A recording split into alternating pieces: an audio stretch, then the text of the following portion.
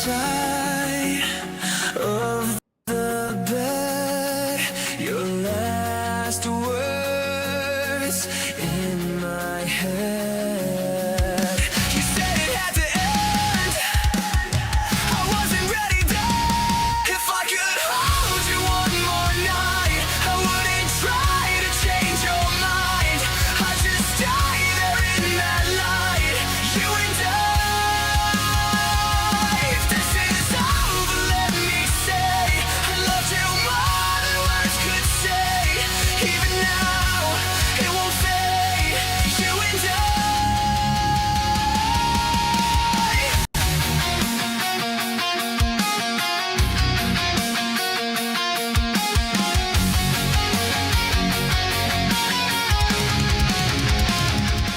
Hello and welcome everybody to This Week in Illuvium. We got ourselves another new show here coming up in just a moment's time. We'll be getting on into all of the news talking about Illuvium and its universe of games. It's a little bit of a slower week, but that's okay. If we happen to go through everything pretty quickly, it just means it's time for me to actually get into the battlefield after the fact in our post-game show. But before that, of course, we do have a lot to talk about, and as always, I do have the chat open. Dr. Spoon, good to see you here nice and early. Hello, welcome. Hope you're having a great day so far. Of course, we got a handful of things to talk about. Hop on over into the news side of things. In just a moment's time, quick little adjustment here, and I think all is going well. Trying some different sources here today. Slowly but surely, I don't like to get complacent. Just because I do something one way for a long time doesn't mean that's the only way that I can do things. And we'll kind of do that here in this episode. So the very first thing to talk about here for today is in regards to Illuvium Arena's Ascendant game mode. Now, of course, Ascendant way back a couple months ago, or maybe even a year or so ago, it used to be a game mode where you can take your own deck of sorts. You'd have a limited amount of credits that you can put towards a deck, towards a one-on-one game mode. But you would always have the same Illuvials, and then you would be able to play it in whatever order you want, but you were limited by credits. Now, it was a very loved game mode by many in the Illuvium Arena community. However, it did have the one problem where things did get a little bit formulaic. Like, you would get specific build orders, and there'd be certain matchups where if the person's playing a certain type of deck against you, well, you're probably not winning because it just kind of hard counters you. So for the longest time, Gauntlet eventually came out and took over as Arena's mainstay game mode. They closed Ascendant, and now only over the last couple of months here, maybe the last month or two, did we get a version of Ascendant back. But it did end up changing rather considerably. Rather than it being the deck building style, build your own team, and regardless of what you went up against, at least that was your team, they went for what a lot of people are kind of calling Gauntlet Light, where it was basically the Gauntlet traditional auto battler, but just sped up into a 1 versus 1 scenario. And unfortunately, I do not think that took off anywhere near as well as the developers were hoping, because of course we do have the news that did just come out on the Discord. It's probably not going to show up on X or anything like that, but based off of the post here from Rich in the Illuvium Discord, we do see here reward updates. So after reviewing the feedback, the decision to end rewards for Ascendant following the upcoming snapshot, so later on today, or the snapshot that happens in about 4 hours from now, is going to be the last time that Ascendant gets rewards at all. And then of course reward change, or rewards for Gauntlet ranked, Beyond, and Zero, none of that changes. This is strictly for Ascendant. And the one thing they mentioned here under the important notes is that they're also, following the next update, Ascendant will be removed, with no immediate plans to expand it. So that, at least personally, I just feel like it was a bit of a missed timing, because there was a few things. First off, with Ascendant as a whole, I do believe that if they took the Ascendant of old and kind of expanded on it a little bit with different augments and different different way to play around, because they used to kind of have that. There used to be like augments in Ascendant. Because I remember there was like a voting system that you'd be able to do, being able to try and get like certain upgrades for your team, but that was never implemented into this one. And frankly, as the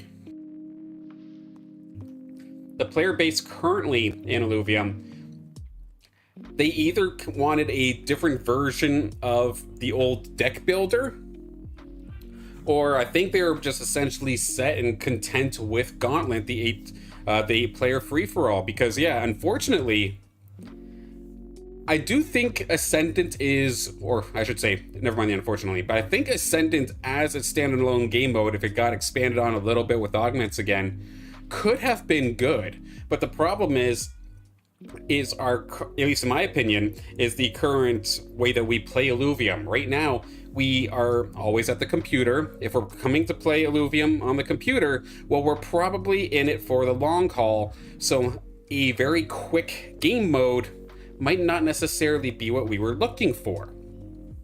However, if Ascendant came out while mobile Illuvium Arena was a thing, I feel like Ascendant would tie in so much better with mobile. So what I'm really hoping, moving forward with all of the feedback and everything that we've heard here with Ascendant being taken down, I hope they don't just see this, because we've seen this happen before. One thing goes wrong with Arena, they're ready to call it a failure. And I do not wish this upon Ascendant or Arena or anything, because if Illuvium Arena Mobile is actually a thing, Ascendant, the speedy version of Gauntlet, could work. I do wish still that it was the team planner base mode, but if you were to just not change a thing and you had Ascendant the way it is, but on mobile, it would be so much better. I'd be playing it a ton. I'd be playing Ascendant a ton if it was on mobile. But no, if I'm here at the computer, I'm in for the long haul, I'm probably playing Gauntlet. The quick game modes don't mean as much to me because I'm sitting down at the computer.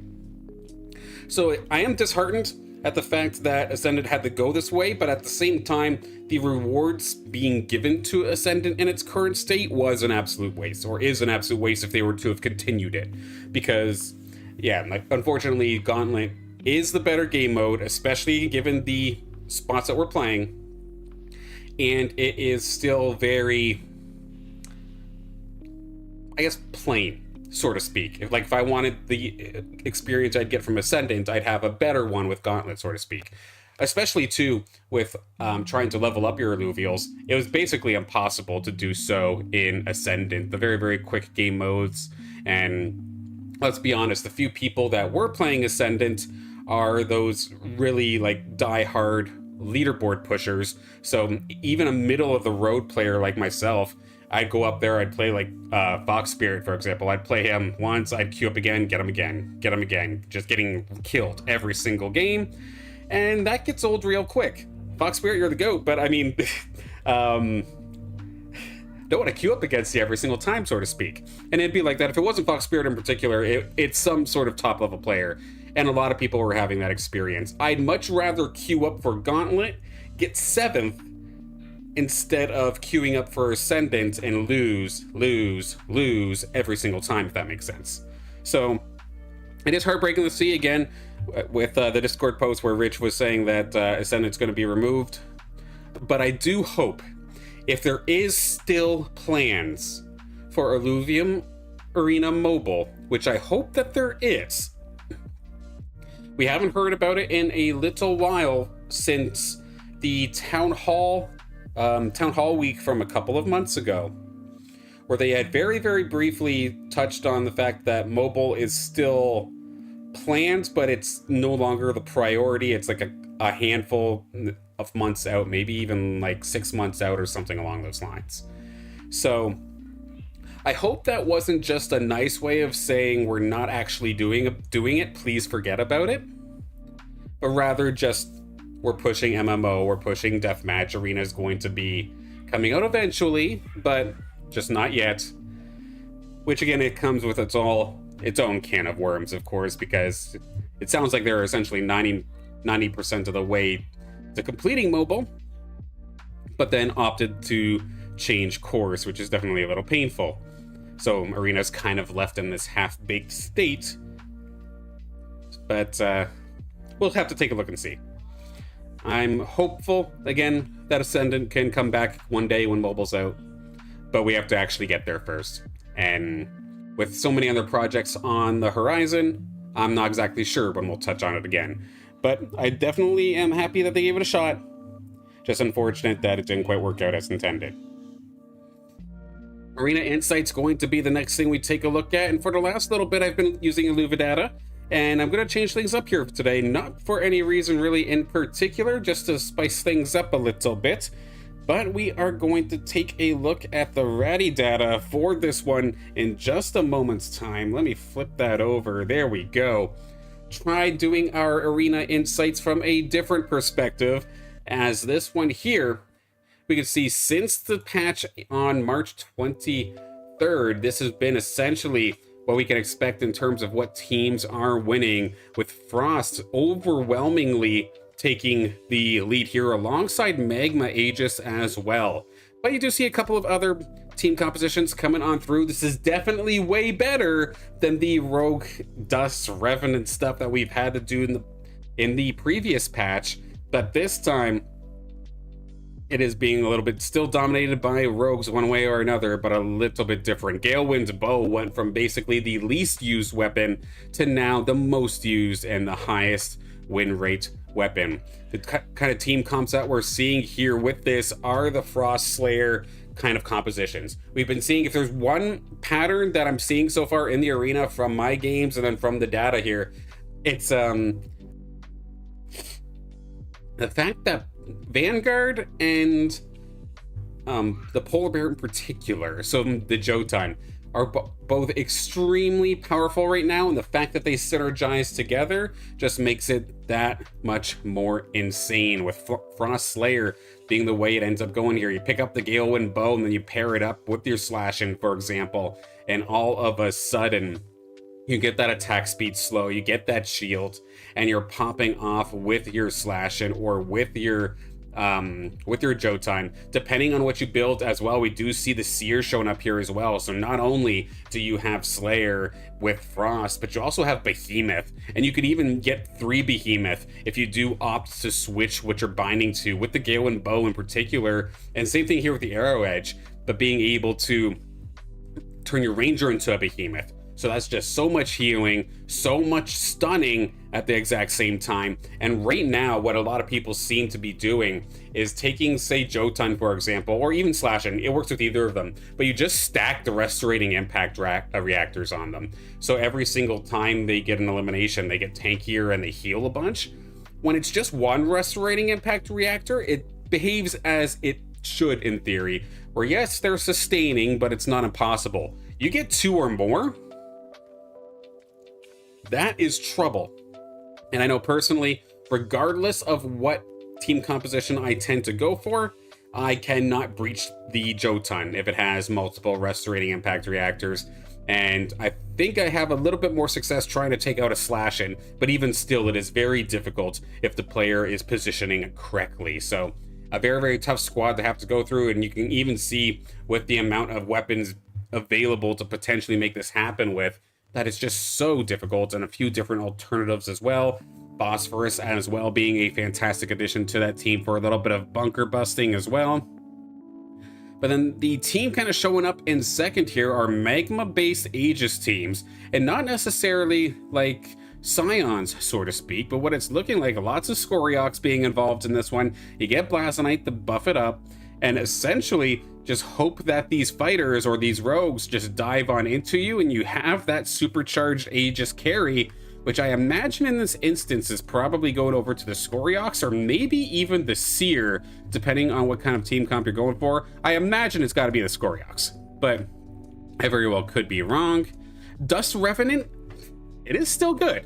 It is showing up here as the 3rd best team currently in this patch, which again is going to take advantage of the slashing and how strong it is in this current patch, pair it up there with Malura. You're going to see that the Vanguards in general, that's the one thing as well. You'll see a lot of these team compositions, whether it's the Frost Slayer or the Dust Revenant or any of these other rogue teams, there's always that Vanguard pairing there as well. So while something else might be getting the forefront of the attention, you got to keep an eye on the Vanguards at the exact same time. Just their ability to completely destroy tanks in this current state of the game is very, very tough to deal with. Bulwarks honestly get cut through like Swiss cheese. It's not very fun, essentially. I know with my main playstyle, of course, being Scions, I have 5 Bulwarks, a support or 2, or an empath or 2, and the rest are Scions. My tanks are all level 50 plus. They get shredded by things much lower level than them, and it's not even funny. So that's definitely, if we do see an update sometime soon, one of the things that I am definitely looking to see hopefully get a change, get all Borgs across the board. I'd love to just see tankier, whether that's adding resistances onto the Bulwark trait, or maybe adjusting Bulwarks individually. I'm not 100% sure, but I'd love to see the tanks actually tank something, if you know what I mean. Toxic Behemoth going to be coming on through as well, and again, that's just essentially due to the strength of the Polar Bear, with Jotun showing up here once again. Heck, this, whichever team this one is, it actually has Joe Cole and Jotun, so you're just finding every Polar Bear in the game apparently. But you can, of course, pair that up with the Singe, or the Seer rather, if you were to get your Behemoth that way. And we do potentially have some ranged options here with the Strike Boomerang or the Aqua Blaster, but just Behemoth as a whole seems rather strong. Just being able to consistently heal, consistently stun, again, with those Restorating Impact Reactors making it very difficult. Now we kind of get into my neck of the woods here with the Harbinger side of things. Granted, Harbinger is going to round up our top 5. Won't go too much further after this, but I'll scroll down with maybe a little bit less detail. But we were kind of curious as to what would happen with Umber in this current patch, because they did take the nerf going in, or from a couple patches ago, where it changed from untargetability to dodge instead. And for a majority of players, I think that put Umber too far gone and they're not willing to use them. However, a few people I've seen with like really good level 60 Umbers are still doing some fantastic work with Umber in the current state. So I don't necessarily want to write it off, and I don't even want to like think that maybe Umber needs a buff. Like, if anything, maybe increase the amount of time it stays in that permanent dodge state. But I don't think we need to revert it back to untargetability, to be completely honest with you. But well, I need to maybe try it out a little bit more for myself. I don't know. I just need to see more data here with Umber. I want to see it used more often. Not to the ridiculous 1v8 Umbers of old, but I mean, we've got Penguin for that right now, so, and Jotun, so hopefully that gets changed as well. The Earthcraft Scepter build here with the Harbinger is another way that, at least I know I personally would kind of play with it. I wouldn't have the 2 pistol shrimps on here, but it's a similar idea. Alongside the Emberling Rod and Sprout Guard, you have a handful of options, of course, with that Scion-based build. Personally, my favorites are the Emberling or the Earth's Grasp routes, but you do still have some flexibility with the other Scion weapons as well. Tsunami is not dead, though. Tsunami Aegis with Toxic, so as I would probably call it, the Big Man JB build, is still here. It can still be done, and you do rock the Elderwood Staff still with that. Pair that up with your Axodon and go absolutely nuts. Optimally, you'd end up finding yourself the Geyser as well. Tsunami, of course, not only giving the refund on Omega use, not as crazy as it used to be, but you still get the refund, and you do get damage every time you cast an Omega now as well. So your Axodon, as much as it's a tank, can start dishing out a little bit of damage. Those experienced with the build can still find some success with it, it looks like. Showing up at 6th. Then we're kind of getting out into the weeds as to what could potentially be good. The classic Verdant Vanguard style is still here in the top 10, being labeled as Spore Revenants, but you could also get the Dust variant here through the Quake Maulers. Inferno Arcanite still exists, and it is still a fun build. However, it is not anywhere near as successful as it used to be back in the Illuvium Pro League. Tsunami Harbinger also shows up here as well.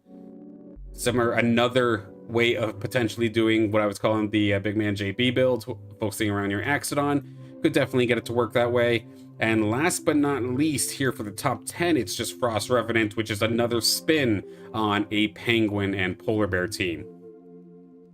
Some people were crying out for Mud to get a nerf as well, but Mud is only 11th on the list as of right now. So, I mean, you can still do Mud, but at the same time, again, it's one of those very high-risk teams. You have to sit at level 5 and just roll constantly, right? So that can be rather scary to try and deal with. And it's only in 10th as of this moment. In regards to the augments, this is where I can hop on over. I want to stick with the Illuvium Vault. We'll hop over there in just a second's time.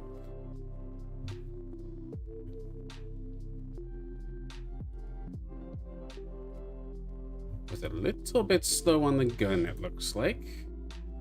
Bear with me a moment.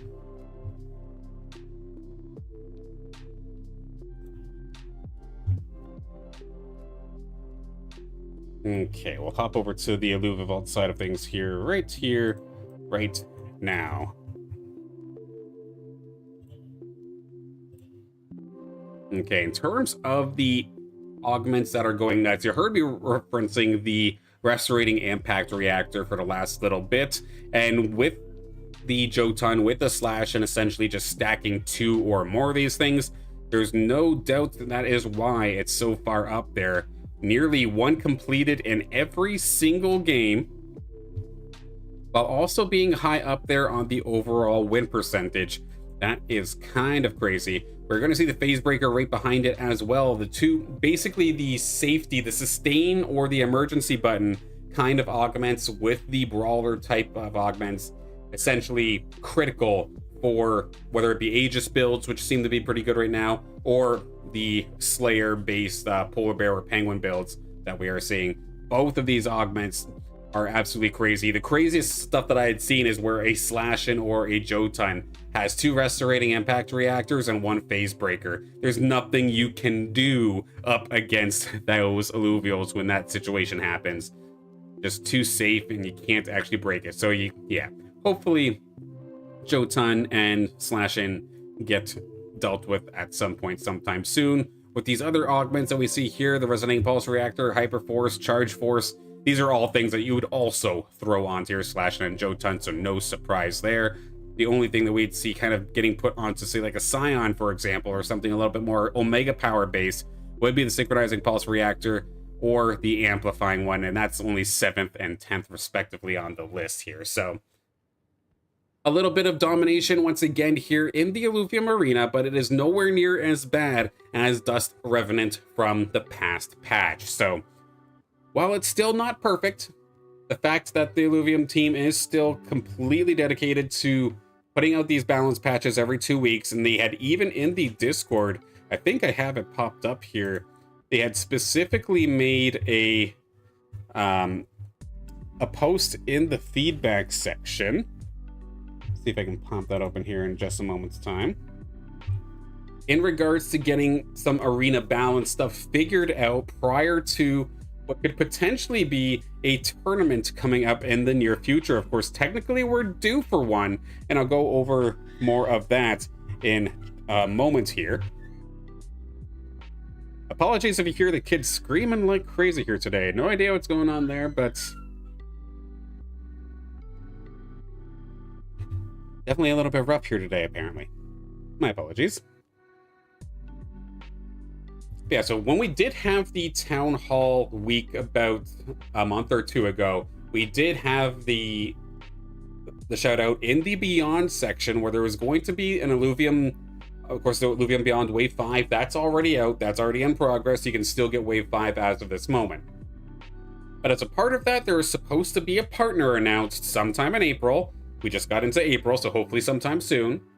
With eventually that partner and Beyond then having a arena tournament and kind of like sponsoring it in that regard. So again, we still don't know who the partner actually is, and we don't have any word on the tournament, but you could kind of see the Illuvium staff members or community or the council, they are having it kind of in the forefront of their mind. So I am definitely looking forward to getting some more information on that, hopefully sooner rather than later. I don't want to see this turn into another scenario where we're promised a tournament in January and nothing comes of it. We're promised it in February, nothing comes of it.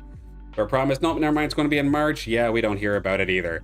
I'm hoping that there is one here for April, or if it is in May, at least give the details for said tournament well in advance, so we have time to build our teams and we have time to practice and get more people excited about competing in said tournament as well. Because the worst thing, at least in my opinion, would be if all of a sudden they drop and say, yeah, we're going to be hosting this tournament next week or this weekend, giving us absolutely no time to prep. You're not going to get any new players interested because they're going to have to learn essentially what could be a new game from scratch and be competitive in a week's time or 2 weeks' time even. That would not work out at all and would not benefit anybody. So I definitely hope we get something sooner rather than later, even if the tournament itself is actually in May. Just give us some sort of idea so that we can get prepped, get excited for it, and start practicing. How about the current leaderboards? Of course, with it being Wednesday, it does mean that we have a snapshot coming around the corner in just about 4 hours time. We'll go through all of that right here, right now. Hop on into the swing of things. That's a Discord. There we go. Let's set it up this way here. We'll take a look at Illuvium Beyond to start things off. Take a look at our top 10 players here in Illuvium Beyond. Do we see any sort of changes? We do have a little bit of changes as of this moment though, but the top of the leaderboard is not where it happens. Alexa still holding strong here on top alongside Final Boss. Leader Cola is going to be able to overthrow Hector as it drops down to 4th place as of this moment. Jub short to follow in 5th. Hyper Hunter in 6th. Stevo, Bon Daddy Ratty, Mixide, and Matango rounding up your top 10. We take a look at the Wave 5 side of things. Let's see if there's any changes this time. It does look like a handful of changes actually, where we're seeing Hyper Hunter take the lead. Alexa short to follow. McSign there as well. But then we start seeing a few people drop down the order. Matango 4th. Money Shot in 5th. We got Leader Cola in 6th. Spartek from Team Hype in 7th. Mothpak from Monarch in 8th. Balu in 9th. And 10th is going to be Killer Sloth.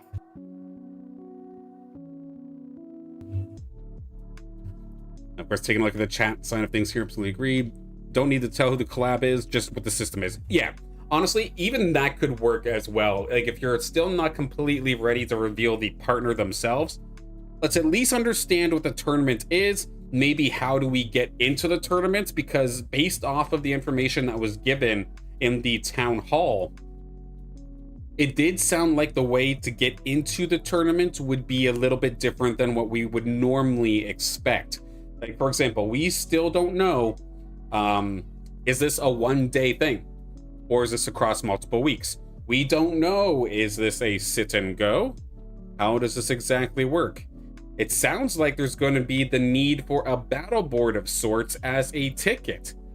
So do we just have, is the only way to get into it by cracking Beyond packs, or is there another way around it?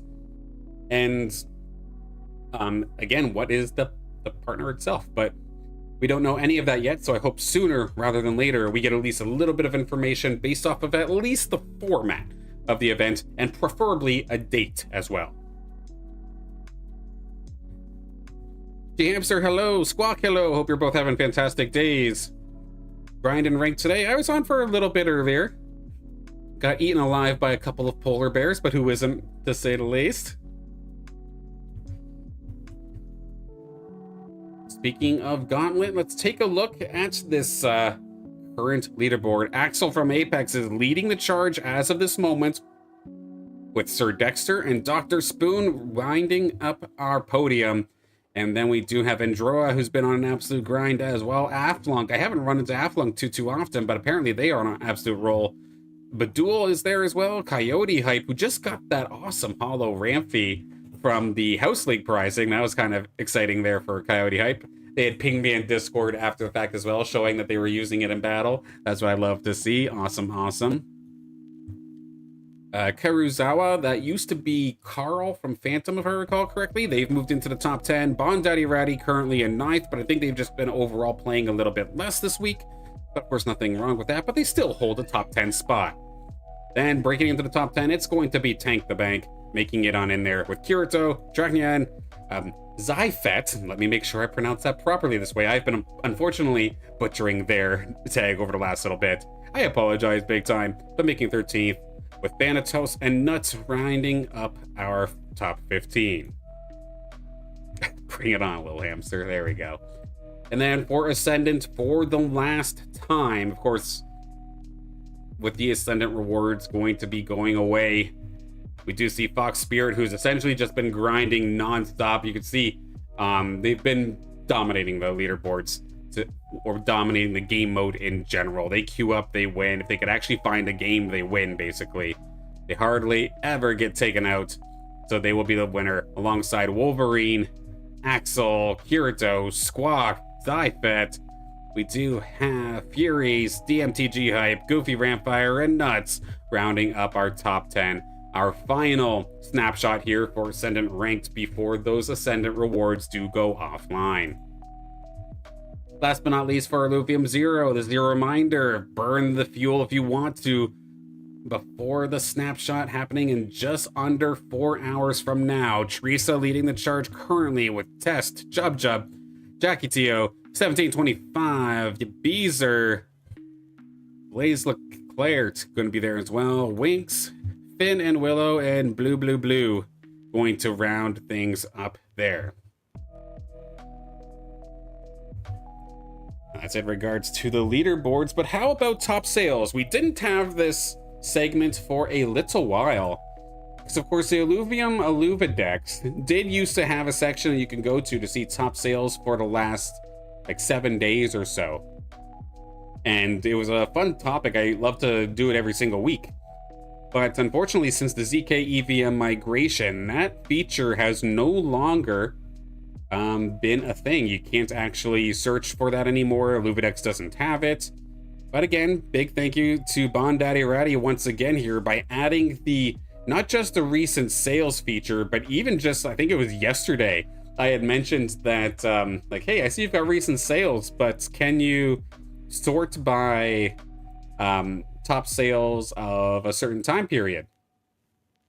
Within, I think, 3 hours, Bon Daddy Ratty had it up on the website, which I found absolutely incredible. So we can actually do this segment once again. I'm going to start from the bottom here, and this is going to be everything from the last month here. So top 25 sales of Illuvials in the last 30 days. Let's take a look and see what people have been picking up, and we can potentially even see exactly who owns these awesome Illuvials as we go on forth here. Tallulah, hello, welcome. I hope you're having a fantastic day. But let's take a look at our bottom portions here. Some awesome Illuvials getting picked up. You can even see even the tier 1s. If the TPI is right, they are getting up there in price. It's an interesting spot. If you're trying to get your first Illuvials and you don't necessarily care about TPI, it's a fantastic time to do so, I feel like, because everything is relatively inexpensive. I mean, low TPI Illuvials were always not too bad, but like you can get an entire collection for only like a couple of bucks, really. It's only the tier 5s and maybe the tier 4s that really kill you, even on a floor level. But yeah, if you don't care about TPI, you'd still get in here for relatively cheap. But when you start getting to these competitive beauties, that's where things really start to cook up. Like we see here with this Revo now picked up. Was that Mr. Cat that I seen had that? How did I see that there? A little pop-up came up there. There you go, purchased by Mr. Cat. So I don't even have to click on the Illuvial. I can just hover it and see exactly who picked that up. So Mr. Cat's not someone who I've seen necessarily in the arena, but picking up some awesome Illuvials for himself. Memocapolypse. I played them a few times. No wonder that Malura was destroying me. This makes a lot of sense now. Yaya Sanya with that Monarch looking absolutely incredible. Picked up the Blotto as well. Mr. Cat with the Mammoth off to the side. Sorry, it looks like my screen kind of cuts you off there a little bit. The Gazatep picked up by Doom. A Dark Hollow Riptor going over to Sergio. Nice little pickup there. Mr. Cat finding a big squiz. A Ramphy. Mr. Cat going absolutely crazy, apparently. Doom also. Hollow Riplance. A good one at that. That is beautiful. Only thing it's missing is some resistances. Beautiful little pickup. Now a perfect Hollow T-Ruro getting picked up by Jafalfi. This makes sense. I saw Jafalfi for the first time in the arena just this morning, actually. They held their own quite well. The biggest thing I think that was missing essentially for them was some of their other Illuvials were a little bit low on level. But this makes sense why I could not kill this damn thing if it's level 100. Graddy's site has so much info. Absolutely. It's crazy to see. Definitely enjoying it. A couple of links is being picked up by Blaze Leclerc. So that is actually incredible. Picking up pretty much every single stage 2 links with the exception of the... Which one's missing here? Nimble. Why am I pulling? It's just the arcane. So just missing the arcane links so far there for Blaze. Otherwise, they have some perfect linkses, which is kind of hard to come by. Not a lot of people have that very much. Or not a lot of people actually are sought or seeking out the linkses. That's the words I'm trying to find. Mr. Cat showing up big once again, picking up a few. JB, of course JB would have a perfect Axodon. This makes a lot of sense now. Only thing it's missing is some movement speed. Yeah, this thing's an absolute beauty. It's a little bit late. This was almost a month ago, but congratulations there, JB. Off to the side, you're not gonna be able to see it on my screen here, but Dr. Spoon actually picked up a beautiful Virtuous Floorlings TPI 98. Big pickup there. Great to just wish that you could use it every single game instead of just when it happens to roll on that kind of links. We got Spartek picking up a beautiful Blazonite for about 80 bucks. A perfect Vermiliere going out here to Dadya Sanya. TPI 99. Only thing it's missing is some movement speed. And honestly, the Vermiliere, as long as you're positioning it properly, it doesn't care about movement speed. A beautiful Vermiliere. We have Blaze Leclerc picking up the Steam combo. No, that's actually going to be the Umber going over to Blaze Leclerc. And then while we're just talking about G-Hamster here in the chat, well, this pickup from about a month ago. So it's old news, I'm sure, to you now, but still, that is an incredible little Dualef. Missing a little bit of its tanky stats, but offensively, this thing is an absolute beast. Congratulations on that Dualef. And your top sales for Illuvials, your top 2. A perfect Jokel going for just under 90 bucks, going over to Hector. And over here for Mr. Cat. We've seen them a bunch of times here onto this, or on this top site here. A beautiful Scarabok, only missing some movement speed. Almost, or just over 95 bucks to pick that one up. But again, a tier 5 is hard to come by. A tier 5 with good stats is even harder to come by. A tier 5 with basically perfect stats is absolutely incredible. So nice finds, everybody. Congrats on your Illuvial pickups. And while we're here as well, let's take a look at the land side of things. Land doesn't necessarily move anywhere near as much, but it's still cool to see at least our top 5 sales for what land is currently going for. It's going to be, of course, the higher the tier, the higher the price you're going to end up seeing there, but of course, the more resources you do end up getting your shot at. So our top 5 is going to actually be a tier 2 land that went over to Death Sky there from Shard Bluff. Just over 130 bucks going over for that tier 2 land. It's definitely quite interesting. I feel like a lot of the tier 1 lands, for instance, we're seeing them within the 30s and the 50s, or somewhere in that price range. So land definitely cheap to come by, but again, there's not necessarily been a whole lot Illuvium Zero is to truly get excited for. A lot of the features that are coming are exciting, but they're not here yet. So we're not necessarily like super excited about anything until we actually get it. But a few people getting prepped, getting ready here as well, it looks like. So a little bit less, but still rather exciting. A tier 3 coming on over here for the Viking. Just over 330 there. Zando going to pick up a tier 4 plot, as well as down 9. And then Jim Bob the Slob going to have the most expensive plot by a long shot. I'm curious as to why there's such an incredible jump in price here between the tier 4s. And with a price like that, that almost gets me starting to think about maybe somebody was holding that out to block a mega city or something like that, because that is an incredible jump in pricing, to say the least there. But still, of course, congrats to everybody on picking up those new lands. Get them ready for whenever the Illuvium 0 update happens to come on through. And then we'll also take a look at our top 5 Illuvium Beyond pickups for the past month. We have this really sus looking Alfie in the 4th spot, already loaded up in terms of accessories as well. The very stylish, hollow, little suspicious Alfie.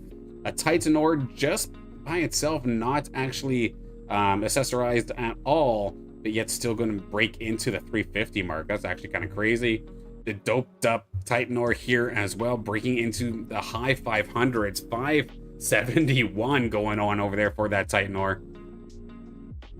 And then just another plain Titanor. There's not even any sort of accessories onto here, but still going for 571. Fubar picking that one up. Didn't take those sleeves. It's Spartek over here as well. MPBT here for the Alfie.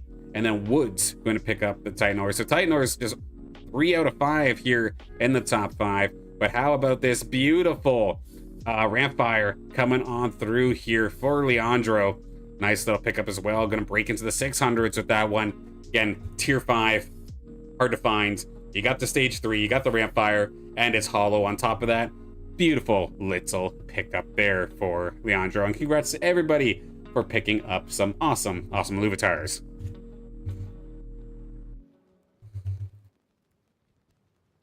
We'll get out of the market and actually back into the game here. With, of course, last week we had our very first session of Illuvium Arena House League, which of course is an event every Friday now. My streaming time slot is now dedicated to House League, where the idea is to have basically a home for anybody to come compete, get a entry-level competitive experience for free, but not have to worry about maybe trying a big tournament as our first competitive experience, and being able to guarantee that you're playing up against people relatively in the same level as you.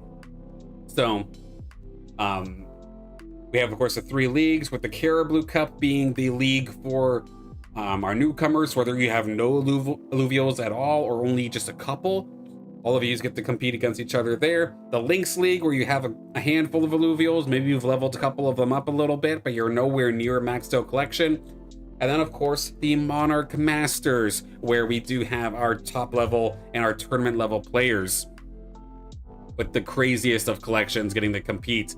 So it's a nice welcoming area for anybody to try and compete in the arena, and of course get some prizes as well. In the Caribou Cup, we did have Robert Tacho. We got them to play inside the Lynx League because we didn't have enough Caribous this time. But Robert Tacho did end up winning amongst the players inside of the Caribou Cup. They walked away with a Toxic Brawler starter deck, which was a starter deck that essentially had Riptor, Riptorus, and Riplance, or just the Scorpion in all of its forms, alongside Caribou in all of its forms, Atlas in all of its forms there. So you got the 3 decent water Illuvials, then you'd also get the tier 0 with the water Doka, so something additional to help with the fighting synergy. Robert Tacho got to walk away with that, also picking up the wild card win for that lobby as well, which was kind of nice. And then Willie D ended up getting second in terms of the Caribou Cup. They picked up a fire starter deck, the full firepower one, where it was Ace in its line, you had T-Roo in its line, Chuko and its entire line alongside Fire Valente and its entire line. So basically just giving 4 full lines of Illuvials to help get somebody kick-started. And with both of them in particular, I believe they had a couple of Illuvials, but not too many. So we were able to help jumpstart their collection. That was definitely an awesome feeling. In the Lynx League, it was going to be Gat that ended up winning that one, with Luca from Atlas and Zexy short to follow. Both or all those players walked away with some sort of auto drone run. Gat got the hyper, Luca and Zexy got the charge drone runs. And then in regards to the Illuvium Beyond pricing, actually I do want to kind of shout this out real quick as well. I did get the message earlier this morning from Rich saying that all prizing for Illuvium Beyond from Illuvium's sponsorship of the event should now be out. So check your inventory. You might have some awesome Illuvium Beyond prizes that you can open.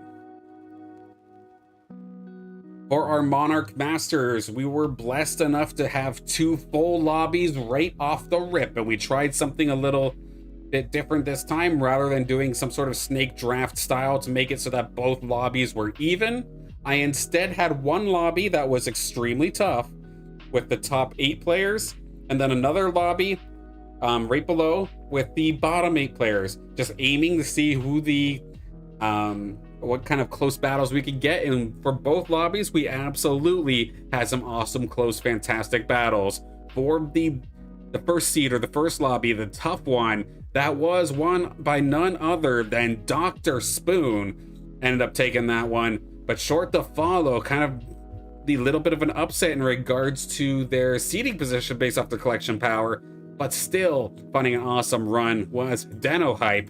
And then third place for that lobby was Nocacho. All those players receiving some sort of Illuvium Beyond reward. Dr. Spoon, I believe, got the gold chest and hyper auto drone. Dano, silver chest and hyper auto drone. And all those prizes again should all be back for your in your inventory. For the second Monarch Masters lobby, we did get the winner as CFGD. I believe it was their beautiful Dark Hollow Slash-In helping lead the charge on that squad, getting the win over Axel from Atlas, and then Coyote Hype rounding up your top 3. In regards to this week, again, House League coming back once again. We currently have 20 players signed up, and we still have 2 days to go. In regards to what divisions seem to be filled up, once again, it's looking relatively similar to last week, where we did have Monarch Masters in a prime position for maybe 2 lobbies. That's looking like it's going to be the case once again, but I do have more Caribloos and Lynxes this time compared to last week as well. We already have 2 Caribloos, including 1 player who does not have an Illuvial at all. And this is kind of what I was hoping for those new players coming on through. See the House League, this is your chance. It's the only way free to play that you can start to get your own Illuvials. And it looks like a player or 2 here are right there ready to capitalize on that opportunity. So I'm definitely looking forward to that. Registration for the House League will continue all the way until Friday, late Friday morning.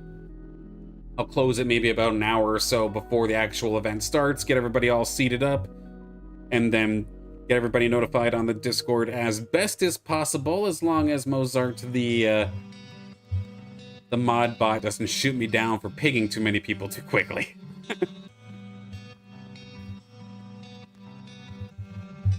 But last but not least here, in terms of topics to talk about here on This Week in Illuvium, before we hop into the arena post show, is the community side of things. I do want to see if we happen to have any new content creators or what people been making over the last little bit. Silly me, did not have my tabs open this time. We'll get that nice and quick. And oddly enough, I think actually Big Man JB's streaming right here, right now. Oddly enough, their birthday. So happy birthday, Big Man JB.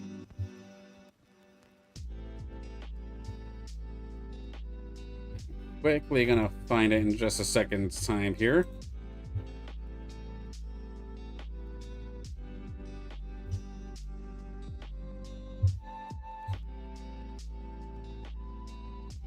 Okay, almost there. Bear with me.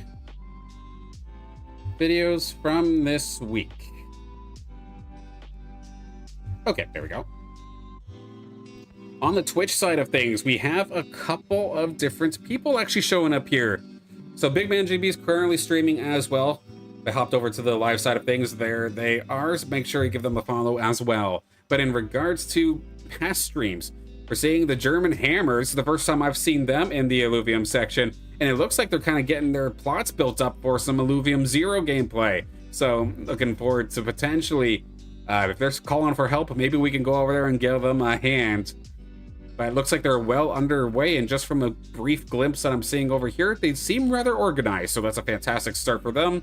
Definitely going to take a look at their stream in a little bit. Life on the Shore as well, starting to get some streams under their belt as well, leveling up here in the Illuvium Arena Gauntlet. Make sure we give them a follow. In fact, I'm going to put my money where my mouth is. Let's make sure we get those players followed immediately here. Oh, come back here.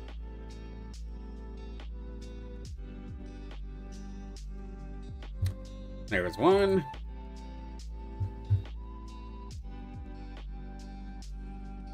And two. There we go. Actually, German Hammer is live. It looks like they're currently going for Rocket League, but if people are going to dabble into Illuvium, definitely going to show some support.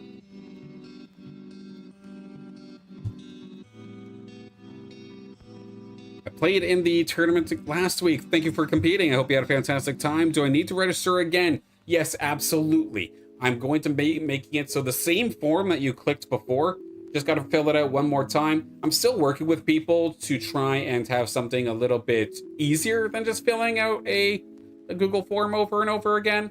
But in the meantime, we're just going to use the form for the time being. Yes, you will need to sign up for it again week to week. That way, too, it reminds me to go rescan your account, see if you got any upgrades. Doesn't help you move divisions or anything along those lines. So, for Danielle Iva, yes, we'll need to get you to register one more time.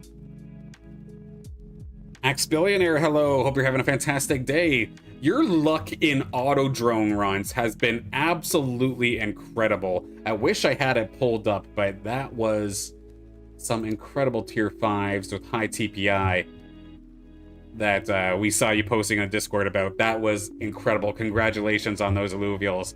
I hope you've been having a fun time in the arena as well, getting them all leveled up as well. It's definitely a training arc to get yourself leveled up into a competitive state, even when you do have those high TPI Illuvials. But I hope you keep at it, because you definitely have a crazy squad to be playing with. In regards to the community tab here, we do have Scoriox lined up with a couple of videos and streams as well. They had the download last week, and I don't see anything in regards to download for this week, so potentially not this time by, but keep an eye for that there for Scoriox. Will Illuvium be worth playing? I do believe this was Scoriox going through the MMO, kind of some of the projects that you can expect from Illuvium over the next couple of days. Or not a couple of days, but a couple of months. Definitely a way to go there. JB's over here on the YouTube side of things as well. I know JB loves the multi-streams, so he's on basically any platform you could possibly find. Flip My NFT, I believe they have their own website now for like an additional marketplace. So nice to see another project.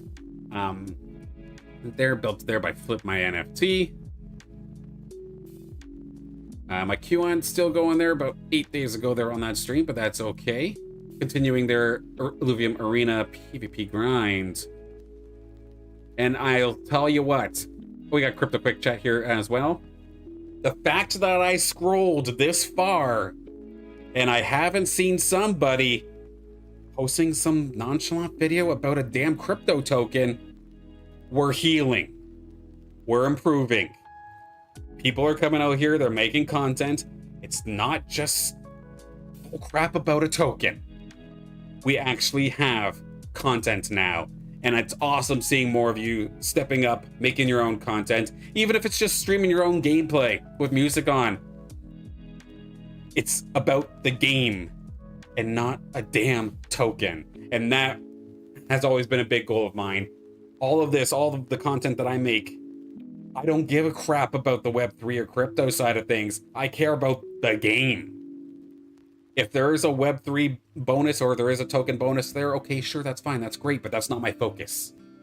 The fact that more people are playing the game and streaming it, I love this. And this, I'm very, very, very happy to see this.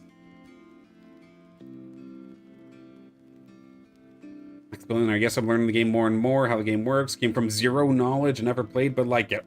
And never played the genre. Okay, so you're not even like from TFT going into this. This is like brand new skill set. Well, I'm glad that you like it. I'm very, very thankful, Axe. Yeah, more JB. There's me. I unfortunately have no idea how to pronounce this, but awesome to see. And only finally now that we've scrolled about halfway down the page did we finally start getting into the weeds of the crypto token bullcrap. So honestly, we're healing. We're improving. And that's what I love to see. And with that, this week in Illuvium portion of the stream has been completed. We're going to be hopping over into the arena in just a few moments time. I'll have my opportunity to compete on stream here. That doesn't happen very often anymore, since Monday is dedicated to the prize openings for House League. Wednesday's dedicated to This Week in Illuvium. Friday is dedicated to House League. There's no more stream for me to really, truly just grind out and play. That might be something I have to look into at some point here. We'll have to see. But here, let's switch up the music. If we're going to be rocking it in the arena, I need something a little bit higher energy than my news music. And let's hop into the swing of things here.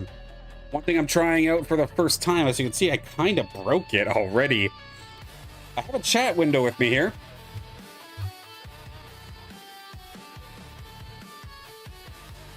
Want you to be viewable on screen.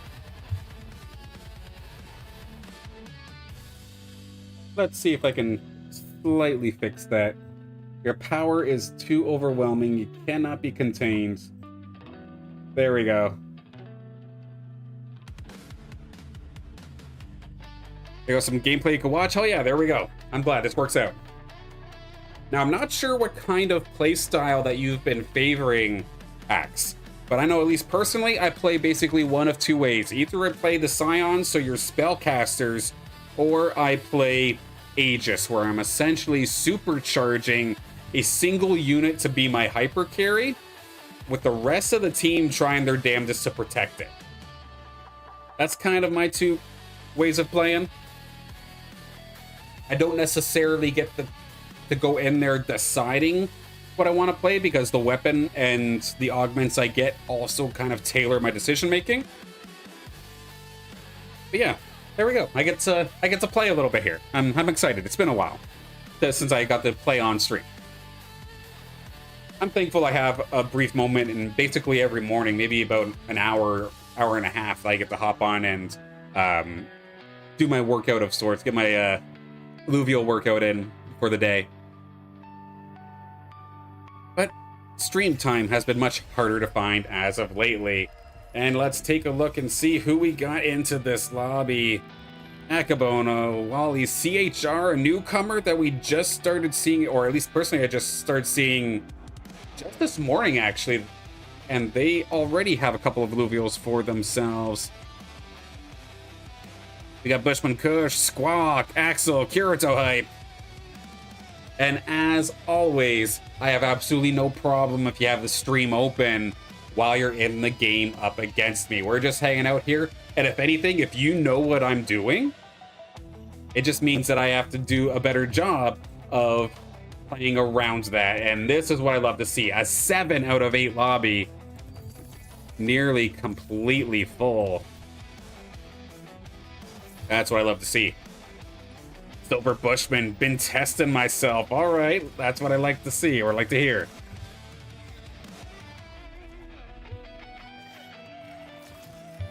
All right, that's a good start. Finding the 2 Omega cells right off the rip, considering my Scion waves, is a very positive start. Kuka, come on through.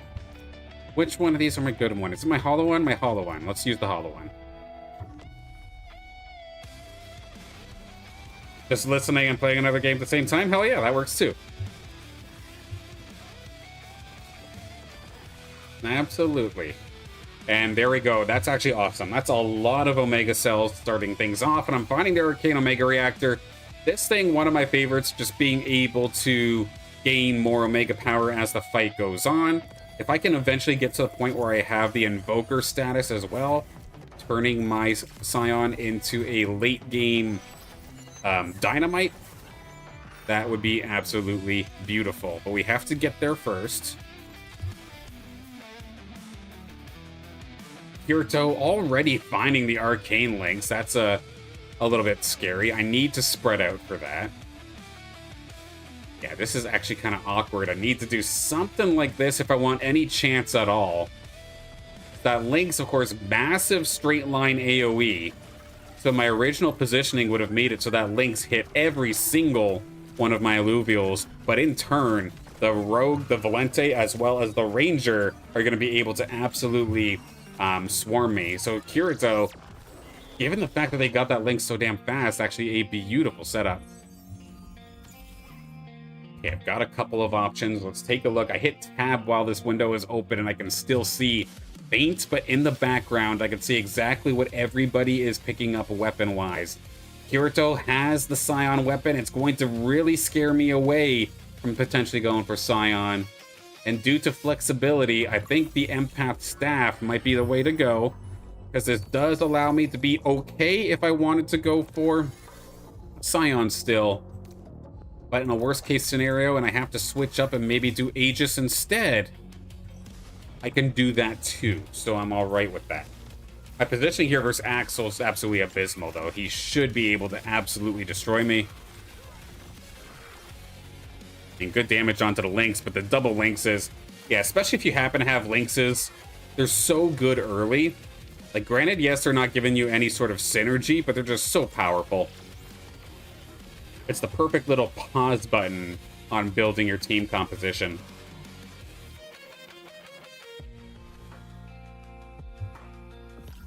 And let's see, some health ain't not too bad. Earth Imprint, I'm going to skip.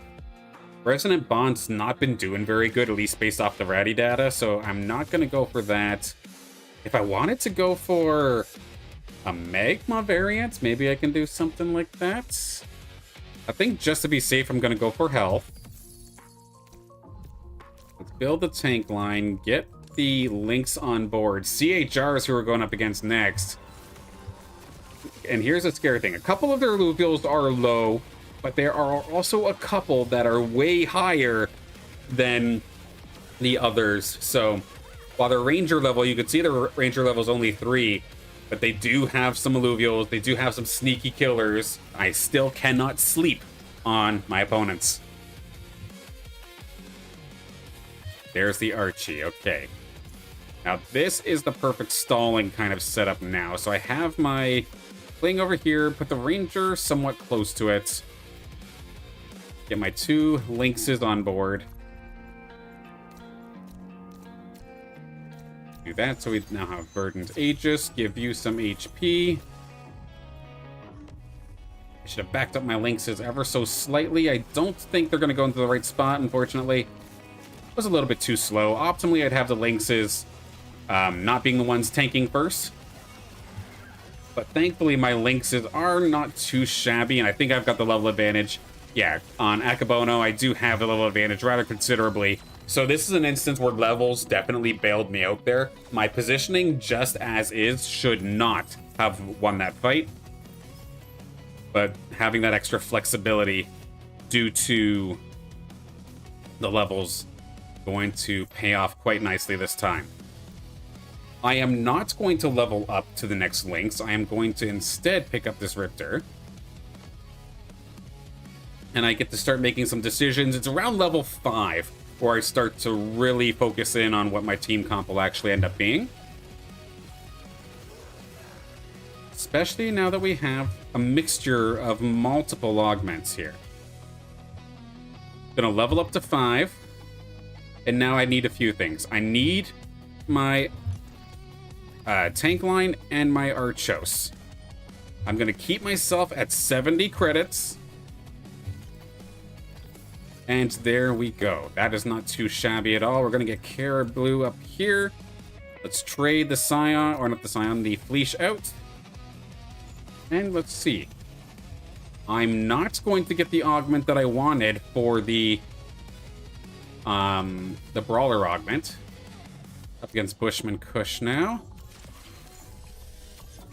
I probably should put that on somebody else. But I stay at 70 credits because you do gain interest by holding on to your economy, with 70 being the highest you can get for interest. So as much as I want to roll down and go crazy, I'd be putting myself in a big hole if I did. So I'll try my best to be patient. And we're barely going to scrape by here. Had the level disadvantage, but just enough to get through the phase breaker. Now we have the emergency button. That is a very good pickup. Binding my Caradulo to my Ranger makes my Ranger toxic, so we now have Toxic online. With Toxic Aegis online, can I find an Archelion? Nope, we're gonna find the Twine though, so that's a nice little level up. Again, I'm looking, but I'm not gonna hit it. Stall things out, clear my bench of a couple of my tier 0s. So I need the evolved version of this guy here. That's the one that truly procs Aegis, which then allows me to turn my closest Illuvial essentially into a hyper carry. But I need to get the evolution first because Archie, the little baby, doesn't have Aegis. The middle form does.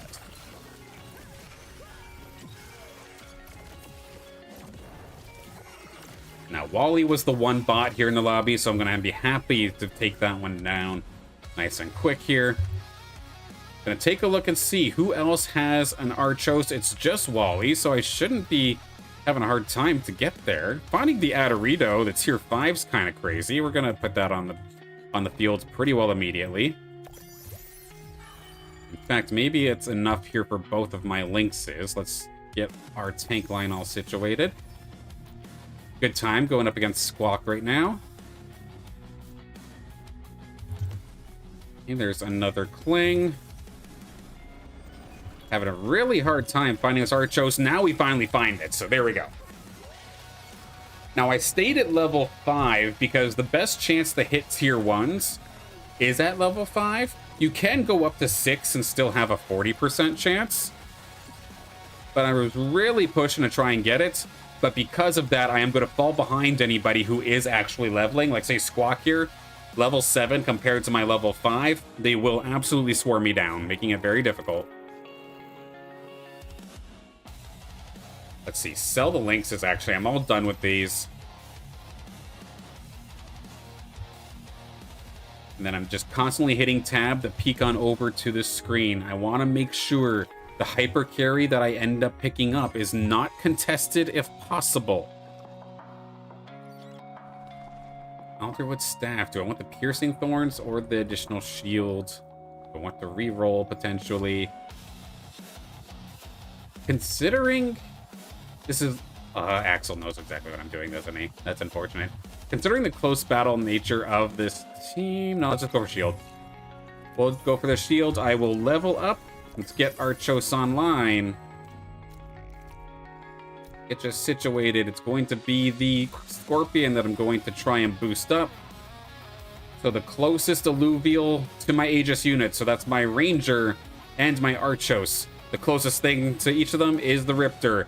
They gain a bunch of attack damage, resistances, as well as attack speed.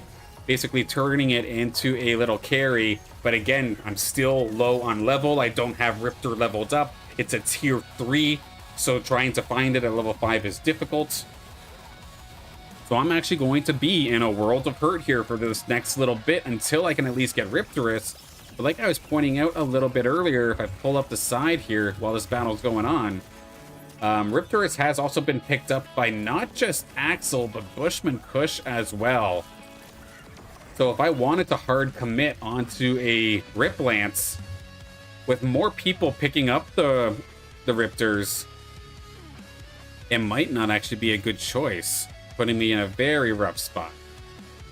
Natural Transformation's what we're going to end up picking up for this time by. The rest of my credits are going to go into leveling, get up to level 7 while also having max interest. I don't necessarily have the proper follow-up, but I'm at least just going to add another bulwark to the board. It's just a little atlas, but it's something. If I level up again, get one more bulwark, then I at least get the additional reflection damage from all of my tanks.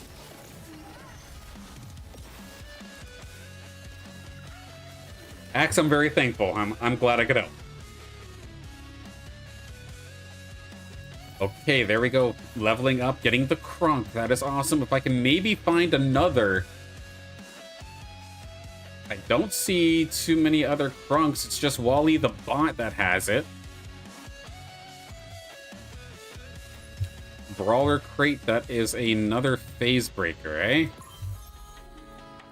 Guess we'll do this for now, but I do not have the optimal setup here for my current composition. There's Axel right here in front of me.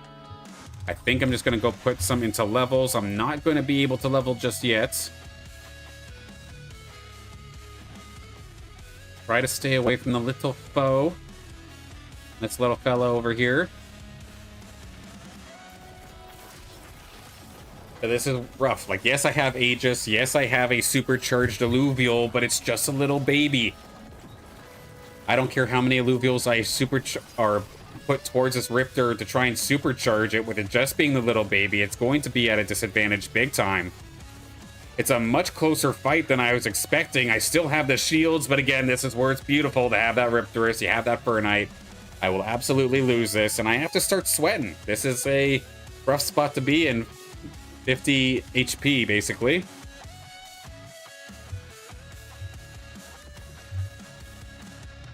Luminaris Curse, I'd optimally want something different. I guess we'll take the shield because I don't want to spend.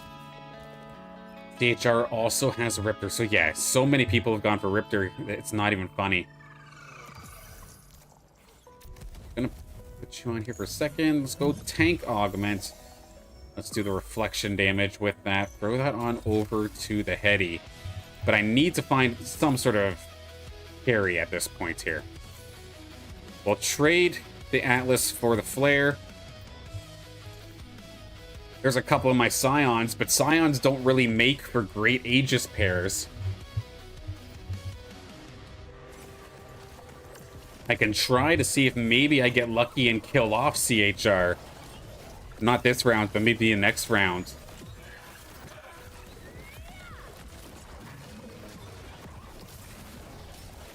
And my poor little Riptor's going up against their Riptorus, and that Riptorus is actually doing some work, and this is what I'm saying. You can't sleep on just the Ranger level. We were seeing CHR, they had a relatively low level. Yeah, Ranger level 3. Meanwhile, that was a level 60 Riptorus. Unfortunately, there for CHR, they couldn't carry that fight. That was extremely scary. Seeing the two squizzes in front of me, though. Is there a way that I could potentially Scion pivot out of this? It's scary, but I think that might be the way to go here. Full Scion pivot in just a moment's time.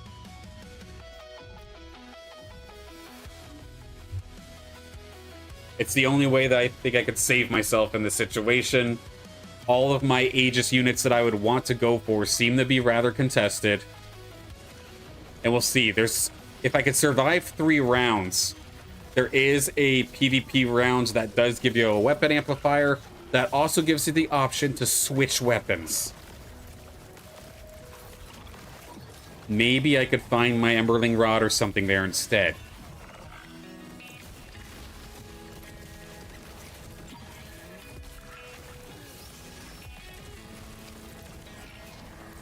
Now, we did lose CHR in this one, in that last fight. So GG, CHR, keep on grinding. Doing well, just the rest of the Illuvials have to catch up. This might be another area where my levels might just help me ever so slightly, and the shields coming out from the Ranger are not going to be enough, actually. Akabono took me out. Okay. Scion pivot time. We need to do this very, very quickly. Riptor, you're no longer going to be useful for what I'm trying to do here. Okay.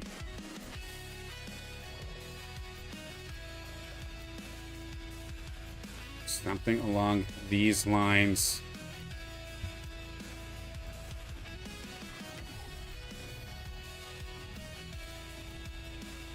Not going to be able to get all of my augments on board, but this is somewhat how my stuff would be set up. And then if I do end up losing here to Kirito, which I think I probably will,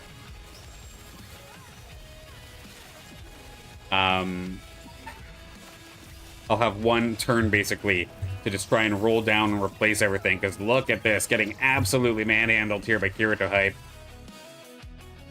Thankfully, there is a PvE round, and we are finding some upgrades. Let's get to the next level. Mammoth. Let's supercharge our squid. Phase breaker onto the mammoth. Yeah, start rolling, no kidding, right?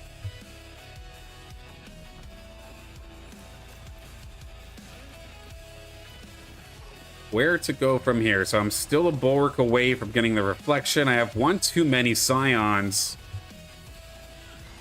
Find any sort of luck. Okay. Weapon. Lava Gauntlet. I probably should have gone for Lava Gauntlet, unfortunately. Damage amp in the corner. Let's give it a shot. Physical is that. We'll go here. We're gonna have to go quickly, go quickly, go quickly. Bulwark. There we go. Reflection damage. Could we potentially land Alfie? I don't think I have any room for it. Any sort of evolution. There we go. Adorito. Okay. Can we potentially flop this out? Okay, not bad. I'm not going to be able to get this one in time. I've got to pray that I'm able to beat Axel, otherwise that's game. Why do I save so many coins? Because when you have 70 credits or higher, or when you have 10 credits, then every round you get 1 bonus credit. If you have 20 credits saved, you get 2 additional credits every single round. So by not spending so much, you gain more over time, so you can then make a bigger move late. Yes, I'm going to be weaker early, but then I can actually fight back when I finally make my move.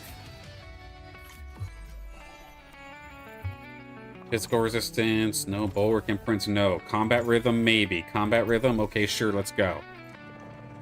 Walk is up next. I think the Furiox is not going to do me any good here. I could potentially get my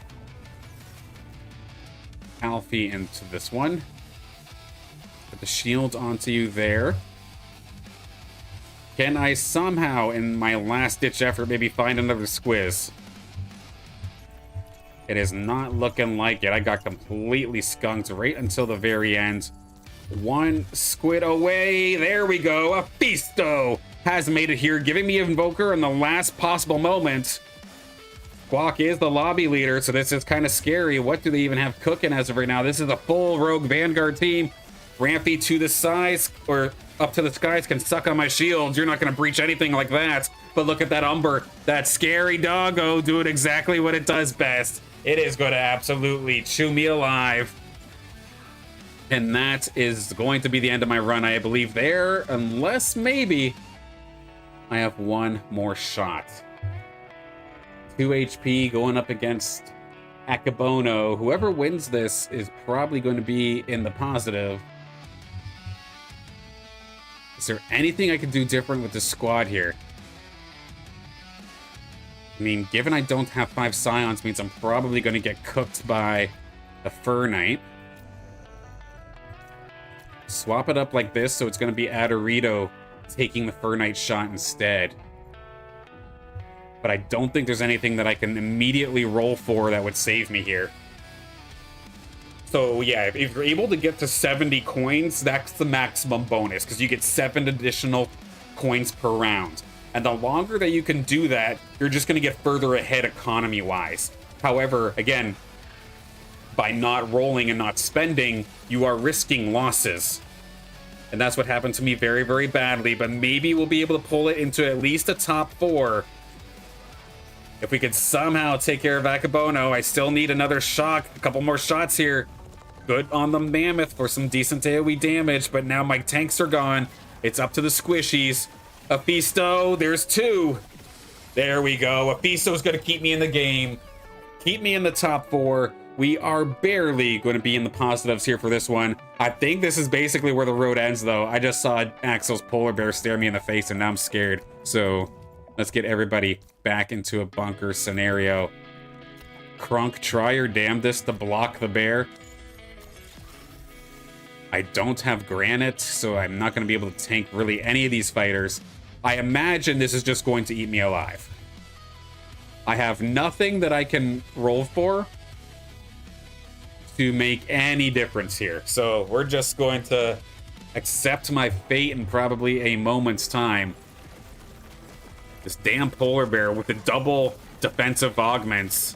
Not the full restorating impact reactor set, but still very scary. We took out a lot of them early, but now this is where it starts getting scary. The forest is still going nuts. Aphisto's going to be able to stop a couple, but yeah, as soon as these Illuvials start moving, yeah, I'm cooked. We are going to very luckily keep ourselves in the top 4, but the polar bear will likely destroy me unless Aphisto? Is he going to hang on? Oh, I did not expect that. I did not expect that at all.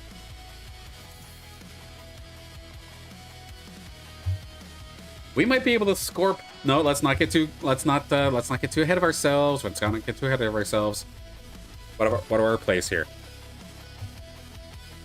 Up against this NPC rounds, which means we're going to get a big influx of cash. And all of that would not have been possible. It's my old Aphisto that I've been running for the longest time has been very, very rough. It had very little stats anywhere except Omega Power. But this one's way different. A level 60 with health and Omega Power. The secret weapon. We call him Kieran. The absolute lightning legend. We're gonna level up the 10 going up against Kirito. And hang on to that for just a moment. Not gonna find any other nature to hit 6. I'm going to put this little baby Winx in the corner to try and screw with the healer up here. Slow it down. Maybe that'll be enough. Harm the healer. Mess it up for a few seconds. Can I get an elimination in that time? I don't think so. It might still be very, very close. Alfie gets destroyed by the root, and we will eventually go down. This is where my play for more empaths compared to Scions is going to bite me. Because if I had 5 Scion, I'd be immune to crowd control effects when I cast. And between the Twine, the Fernites, I got stunned out of my casts over and over again. So fair play, GG's there, but we're not done. We still have a game going, yeah? It's been a little bit, but here we are. Your top 2 players from this lobby ended up being Squawk and Kirito Hype. What are these 2 players running? Well, let's take a look at it. Why don't we? Squawk, currently shown as level 10.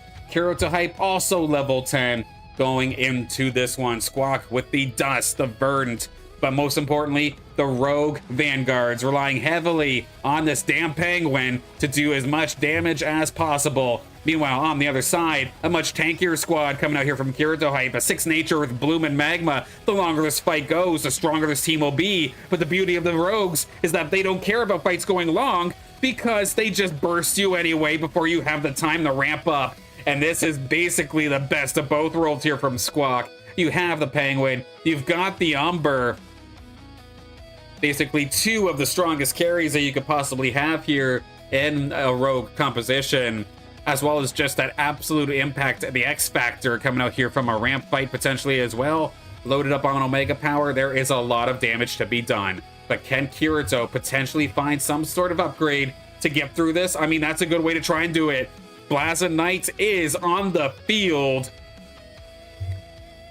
with all the offensive stats it can potentially want. Where is this ramp fight going to land, though? I feel like that is going to be a big difference maker.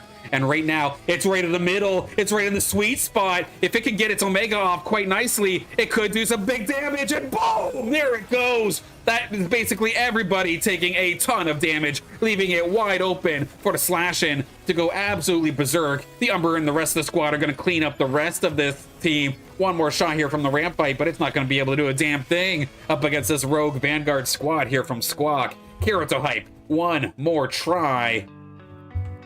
What do they have on the bench? They have nothing left. Oh, the Scoriox.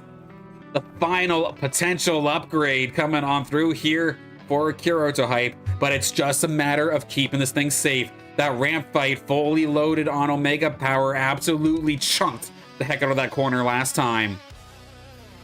Needs a little bit more protection, but if it gets left alone sitting in the magma, maybe it could slowly but surely whittle away here at these rogues. One more time to this guy's ramp fight. What you got in the exact same position? That's a little bit rough here for Kirito hype, it looks like. But can they maybe burst down this ramp fight before it casts? Not this time. It did a little bit less damage, so the shields were a little bit more on point. Scoriox is still alive, and the Umber is the one face tanking all this damage as of this moment. Getting cast after cast, does have that dodge as well. Kirito hype, how about it? You're not done just yet. A fantastic pickup there with the Scoriox, as well as splitting up the bunker to maybe take the attention of the Slash-In away from the corner. Absolutely clutching things out, which means we have an NPC round. We will have at least one more shot here for Kirito, unless he can continue to keep winning. Will I be playing more? I'll do one more after this as well. But when I get knocked out of a lobby, I don't like to leave right away. We're gonna cast this. I need to keep my casting warmed up. Keep it in practice. So we will cast this all the way to the end.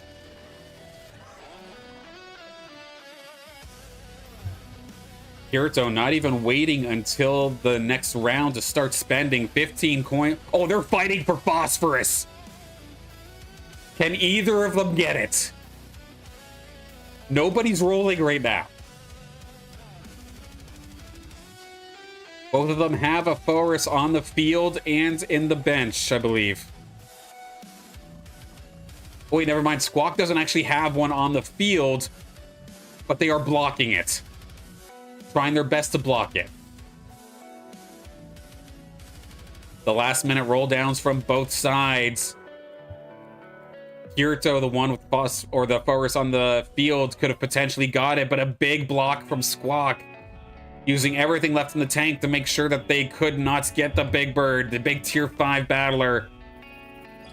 That could have easily swung things heavily, but it's not going to be in play. This time, a decent little setup here from Kirito once again, keeping the ramp fight off to the side. Good shot from the ramp fight. I mean, that really did some serious damage, and a Slash-In is here as well. All the DPS on the side of Kirito are going to be focused this time by, and this is going to mean that Squawk delivers the finishing blow, unless our ramp fight has anything to say about it. But nope, too many tanky bodies. Squawk, congratulations on the win here in this lobby. But GG's, of course, to everybody that played. That was a lot of fun.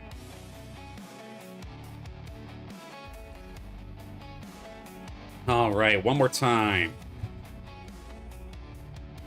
Quick medicine break. I'll be 1 second. Right as we get into game, actually. How about that?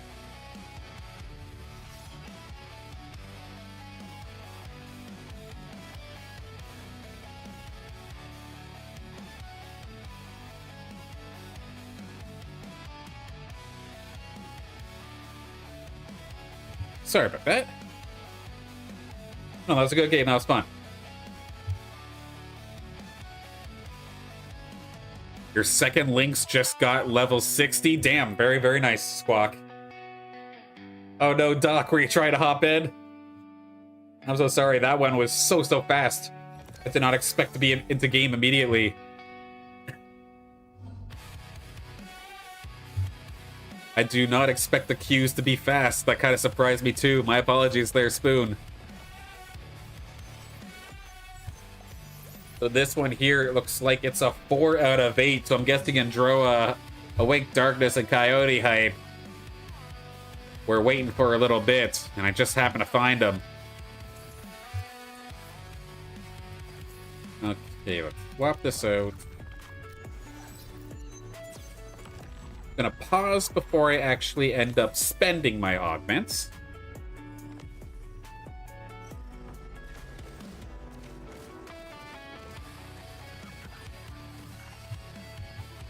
And then hopefully I'm not so indecisive for this game, at least. The last one definitely threw me for a loop.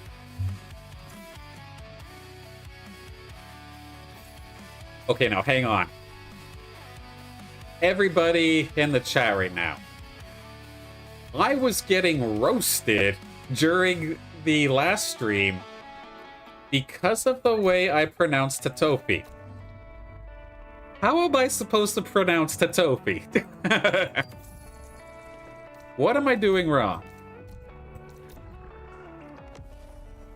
Please do let me know in the chat the pronunciation that it's supposed to be.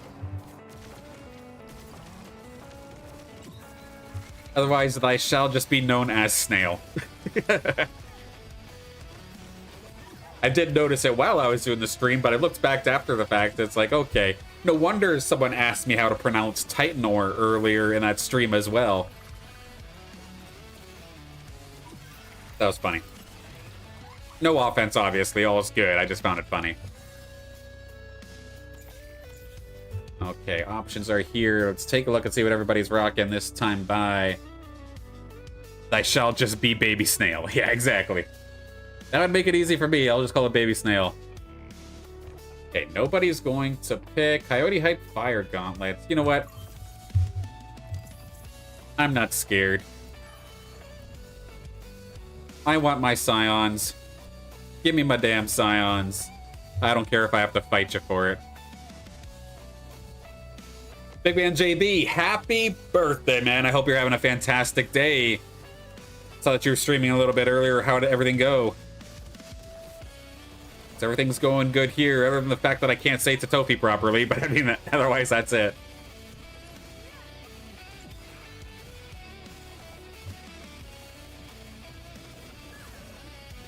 Some decent damage coming on through. A close one between Androa and I. Can Baby Snail pick one off? I think we're going to be able to do just fine. Hanging on by a thread. We don't even have to use the augments. We're A-okay. So this is giving me a lot of fire-based content here. It almost makes me want to go for the Scoriox kind of build, potentially. We'll try out the glass cannon. I mean, my tanks are going to die pretty quickly anyway. So we'll do something like this to start us off. I'm not using the tier 0s. Let's get rid of those. I'm not going to be using the Chuko. Thankfully, this was up against the bot. Otherwise, my positioning there for that Lynx should have gotten me killed. Got the internet working at least. All right, well, I'm glad that you're able to get it going. I know that could be some of the more frustrating things to deal with when it's not working properly. Rampfire Scion.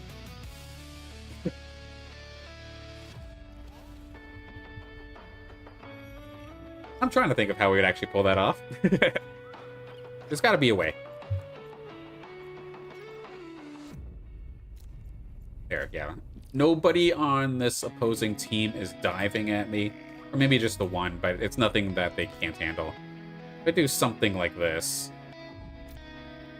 Apon ends up tanking everything. Lynx could then go nuts. Should be able to hopefully cruise through a couple of these early rounds. Did not expect the Ranger to be diving at me, but I think we'll be a-okay since it's a bot. Got 2, 3 of them taken out. Yeah, we're on pace to take this.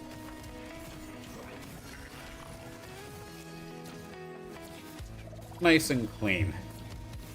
Let me get the second Lynx out here potentially as well. Another Archie, that's good.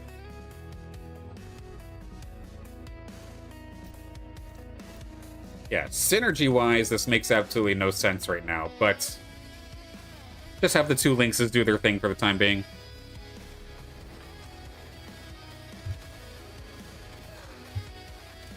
My second Lynx in particular is very far behind, only level 31 compared to the 50 on my main one. I mean, Scion Imprint for potentially a Scion-based Rampire? It's so stupid, it might work. Okay, we'll give that to you for the time being. A tank augment, let's just go for the max health.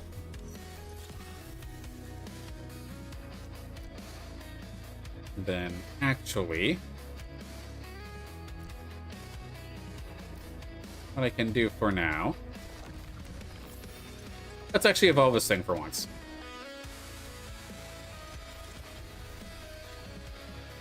Just temporarily, I'm probably not going to keep the Lynx,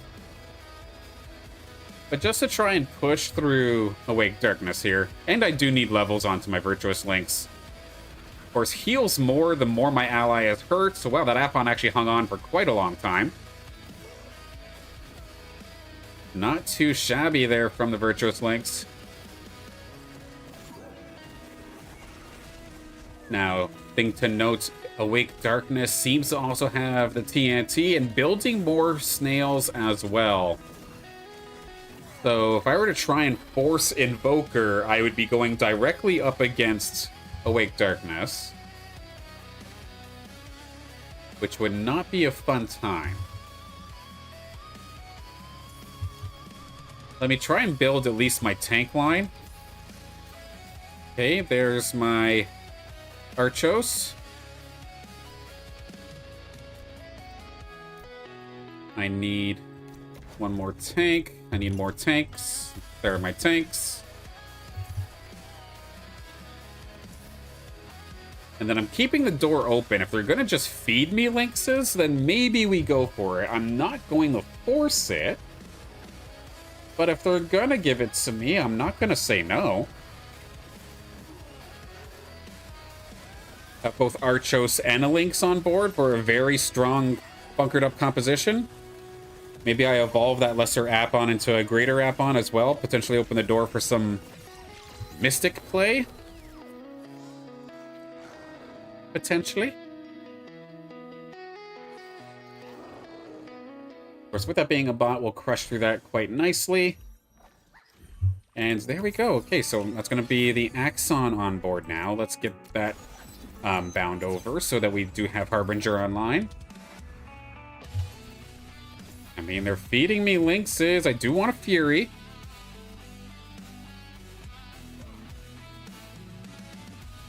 Do something along these lines. Get the attack damage based stuff over to Fury. I know that bunker is not flush. There is the hole in the corner as of this moment, but that's okay. Take a peek, but I'm not going over 70, or I'm not going to go below 70 credits. I should have put my health augment onto my Axon. That's a little bit of a misplay, but thankfully, we're just too strong compared to the bot, so we're not going to get punished. Lynx check one more time. I do not see anybody else evolving their Lynx. Means we very well could go for it. Of course, Lynxes are weird, right? Just like the tier 0s, you never know exactly which Lynx is in play until once the game's actually already started. The reduced resistances. Or do I want to just go for damage? I'm not going for Invoker-based Scion play this time, so I think let's just reduce the resistance. Or do I want to silence? Can I go for the silence? No, I'm going to get the energy cost. That's fine. Well, that's a safe bet. Seeing the two Atlases there. Pick that up. There's TNT, so we can finally get them onto the field next time we level. Bang. Oh, there's a few more. Fury. Pick you up, and as long as I can beat Coyote Hype, then I have max interest, but That is way easier said than done, especially when I don't actually move my damn augments for the second round in a row. DPS-wise, even though my Fury is just a little guy. Holding the line in regards to DPS, thankfully. You watched me open some discs with Kieran on YouTube a few weeks ago. Is it rare to see Kieran on stream? It's weird because you'll see him on other streams. Like there was one post on X relatively recently where he was on an interview. If you see somebody from Illuvium staff actually talking about Illuvium, it's usually Kieran. Usually Kieran and or Rich. But it's definitely nowhere, or not super often. We'll try the pure damage this time by Blue leveled up, and if I recall correctly, Coyote Hype also now has the links, right? But we're gonna steal it right under the nose.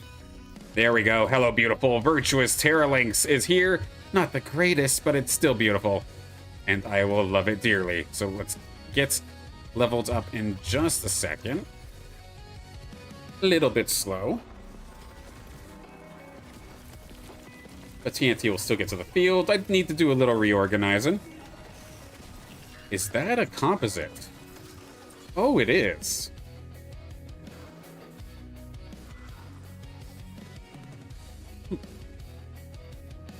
Okay, let's get organized here. TNT, hold the back line alongside my dear little Fury. Ranger, can you squeak in there? No, that's too far back. Squeak in kind of like this. Hold the line down there, Appon. Give just enough of a gap so that you can get more people surrounding you. Then we can do that. Now I'm curious if I want to do something stupid.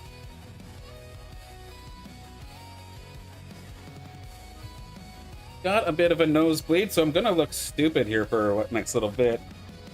But the show must go on.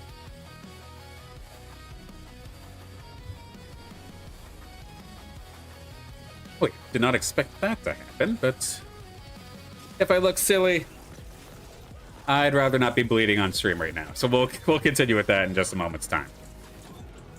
Get some decent damage and healing coming out from the links, but I think Androa is just going to be able to tear us a new one. Unless my TNT can pull off some sort of miracle.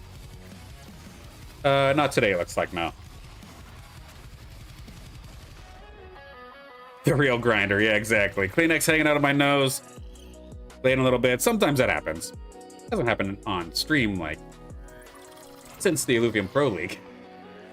Because it happened during the finals of, I think it was at IPL 1000. I had popped off so hard that my nose started to bleed, but thankfully the camera wasn't on me. So I got away with it a little bit. Okay, Vanquish. Let's level up a little bit. Let's get a tank on board. Let's finally move over that one here. All's good. Yeah, it just kind of popped up out of nowhere. All good. So I'm going to build this as the tank being the links.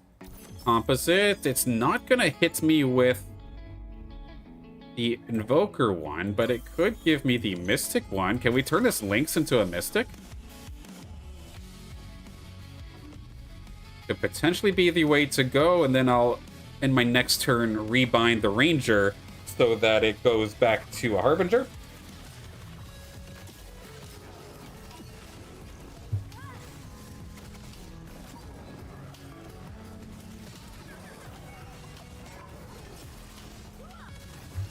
Yeah, for this bot round at least, it's not too bad of an idea. Of course, Mystic now in this current style is more so a buff for everybody once they go below 55% health. It's a nice little safety net, getting damage amp and reduction.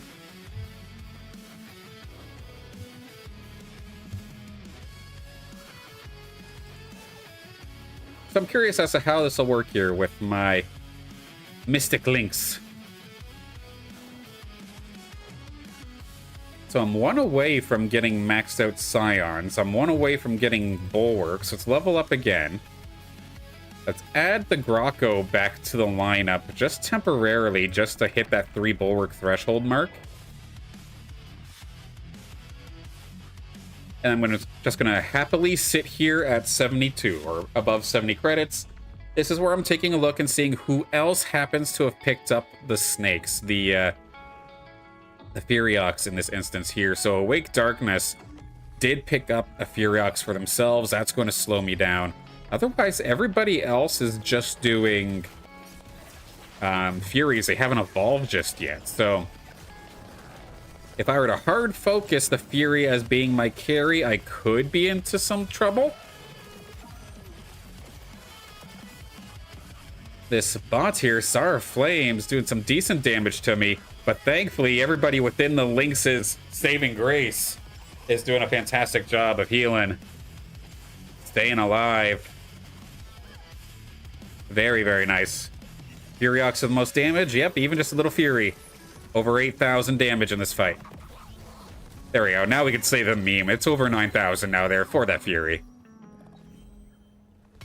A Squiz, potentially. Or do we hit the funny button?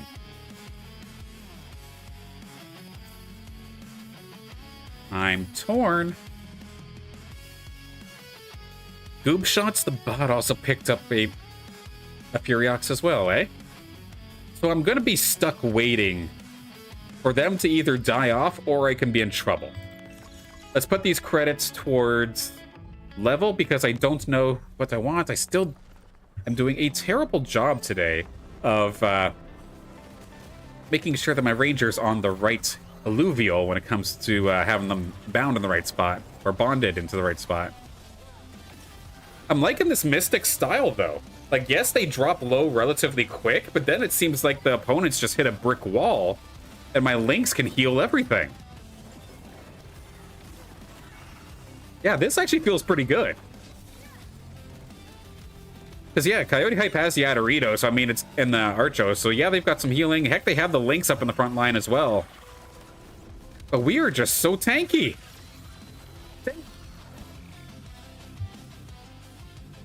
I can have an Adorito for myself here too if I'd like. Okay, let's get this over Granite Harbinger now. So I at least have something going on. Or flip this over for Magma Harbinger. If I can get that Flare evolved into a Singe, get the Magma online to stop the rogues. Okay, this is actually really troublesome now. So Androa also picked up a Furiox, and they're not dying anytime soon. They're leading this lobby of all things. So that's really problematic. And Androa's going for, again, it's not necessarily spellcasters, so the silence that I'd normally do wouldn't be the effect. Just go for resistances. 7 Earth could definitely be a potential. There's Alfie. Can I get a Phase Breaker? Oh, we do. Okay, hang on. Spoon, I know you might have been memeing, but there's a world where this might work.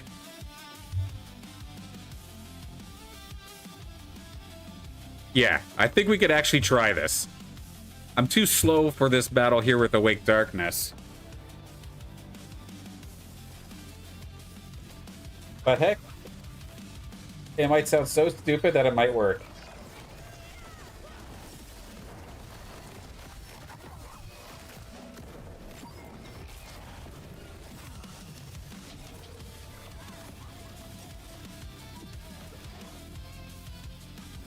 Because this bunker here is so damn good. It's just not being destroyed at all. Doc was like, I actually wasn't memeing. Well, I guess you might be onto something then.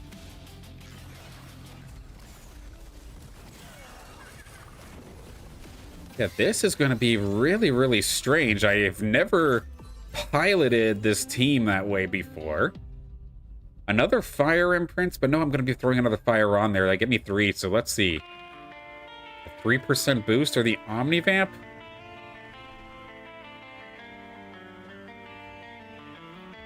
I'm gonna try the Omnivamp, even though the stats would tell me not to.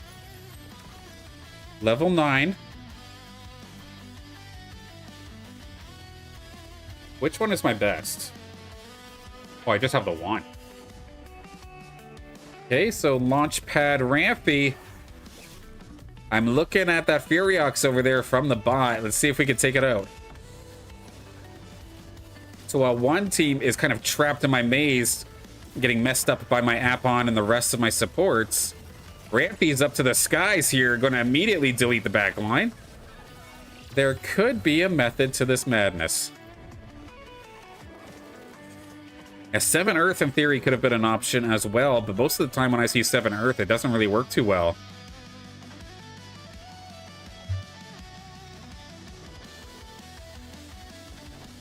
So here's the thing. One of the players I'm going to have to worry about is sitting here right in front of me.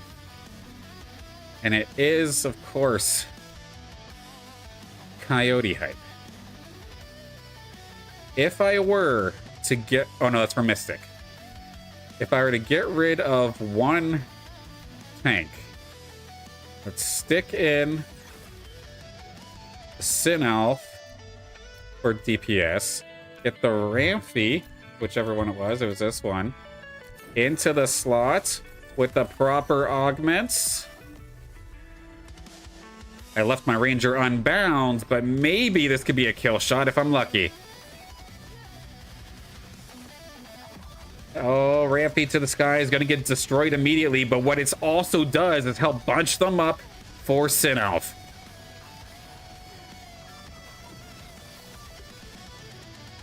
I did not execute that properly at all, but if I'm lucky, maybe we can still do this. Grocko instead of Caradulo? Absolutely. Yep, let's get the Earth online there. That makes sense. This is still close, though. I think we might be able to get the job done. Just the Mystics are going to be able to hold the line just long enough. We're going to be able to out-sustain Coyote Hype thanks to it, and that's actually going to be the killing blow to knock them out of this game. So here, Scion, Tip, now on to Rampy. Do some potential rolling. Shoot, I just passed up on a Scarabok. That would have been nice.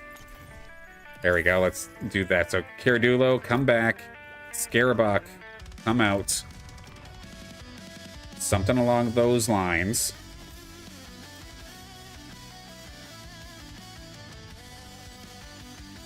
Go for Granite, Harbinger.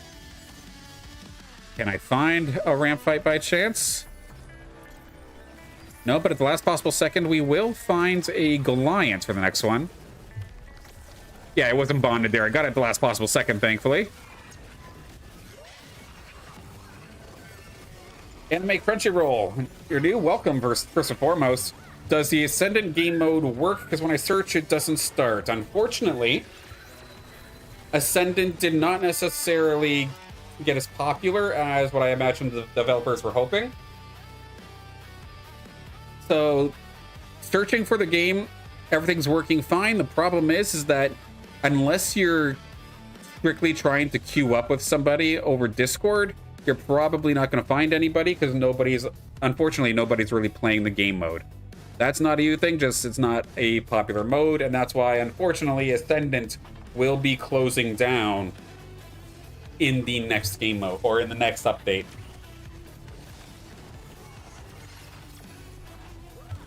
Gauntlet is still a-okay. That part's fine. That's what we're playing right here, right now. That part's staying.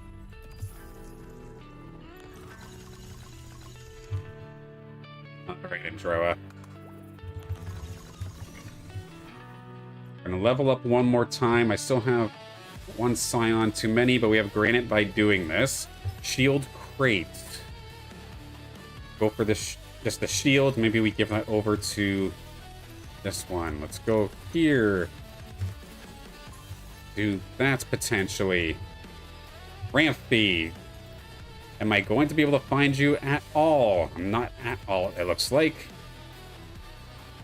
Potential of Fisto if things keep going my way. Oh, geez, actually, I just threw my Squid right into the middle of that. I leveled up, but didn't actually, you know, put somebody on the floor. So that's a misplay on my end. My Lynx is eventually going to fall.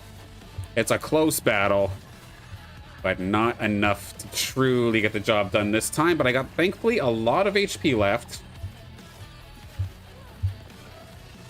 And we will get mauled this time, barely, down to 2. Now we're finally going to get the ramp fight.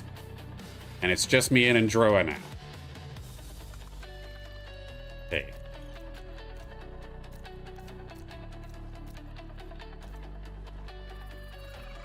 Archos with Ador Rampy instead, potentially, could be the way to do it. There's an Ador right here I could potentially start to build. Is there anything? Okay, I mean, they already got what they wanted. The Jotun's right there. Oh, hang on a minute. This might be stupid.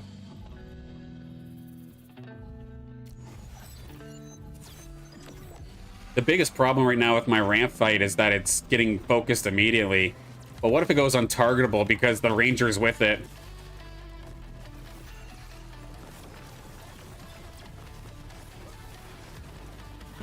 Yeah, we're just as much about experimenting and having fun as we are about the competitive side of things.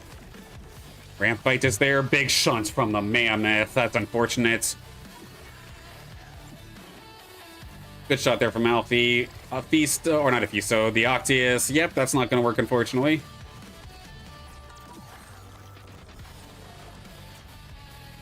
Not going to end up working that time by, so let's quickly get Granite back online. Granite Harbinger, for the time being. Because we do have the Granite, similar to what Squawk was mentioning there, let's get the Granites in a position where they can actually tank a little bit. Tap on there to kind of block. Something along these lines.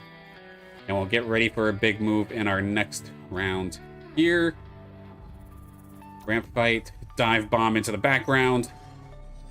Does it potentially distract the Jotun? No, it's not going to, at least not yet, but at least it's on to the invulnerable Goliath. Good heals coming out here from the Lynx. Shot from the ramp fight, that did good damage, but it's going to fall pretty quickly. Not going to get the second cast off.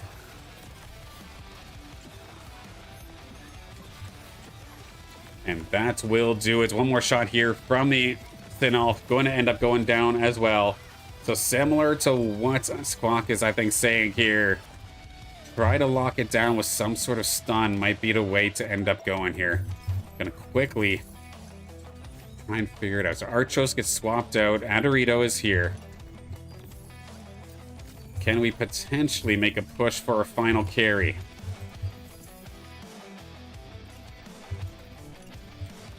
Okay, Aphisto is here. We're giving the energy piercing to the Aphisto.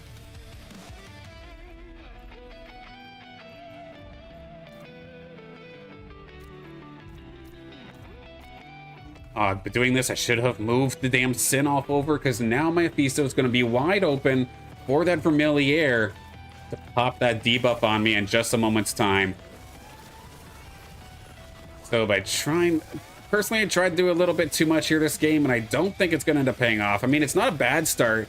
This is still doable, but can we actually deal with this Polar Bear? I don't think we've got the firepower to do so. Locking it up quite well, but still going to end up going down. Definitely some room for improvement still. And that shall be that. And Droa, GG's, and of course, good games to everybody in that lobby. We will end up taking them, or getting onto the podium at least with a second place. Yeah. I definitely threw myself up a little bit. But that is my own fault. Solid round overall again. Yeah, the entire game plan there is just to try and lock up Jotun for as long as possible. I might have tried to get too cute with the ramp fight.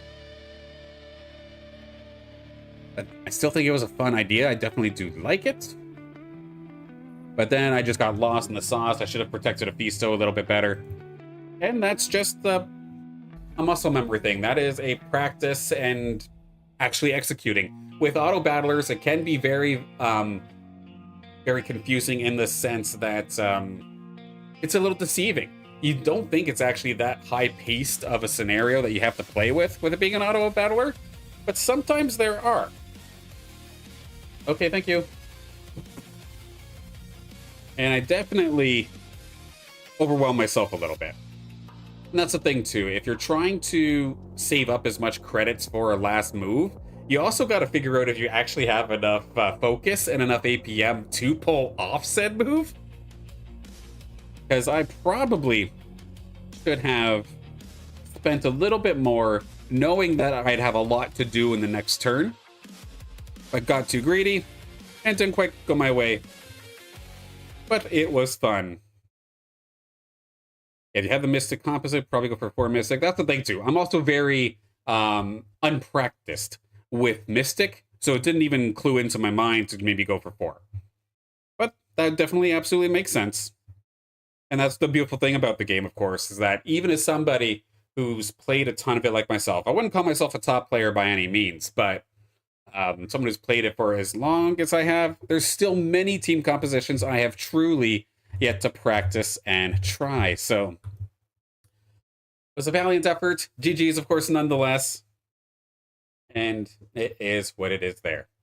But of course, big thank you to everybody for tuning in to This Week in Illuvium and joining me here for the Illuvium Arena post-game show as well.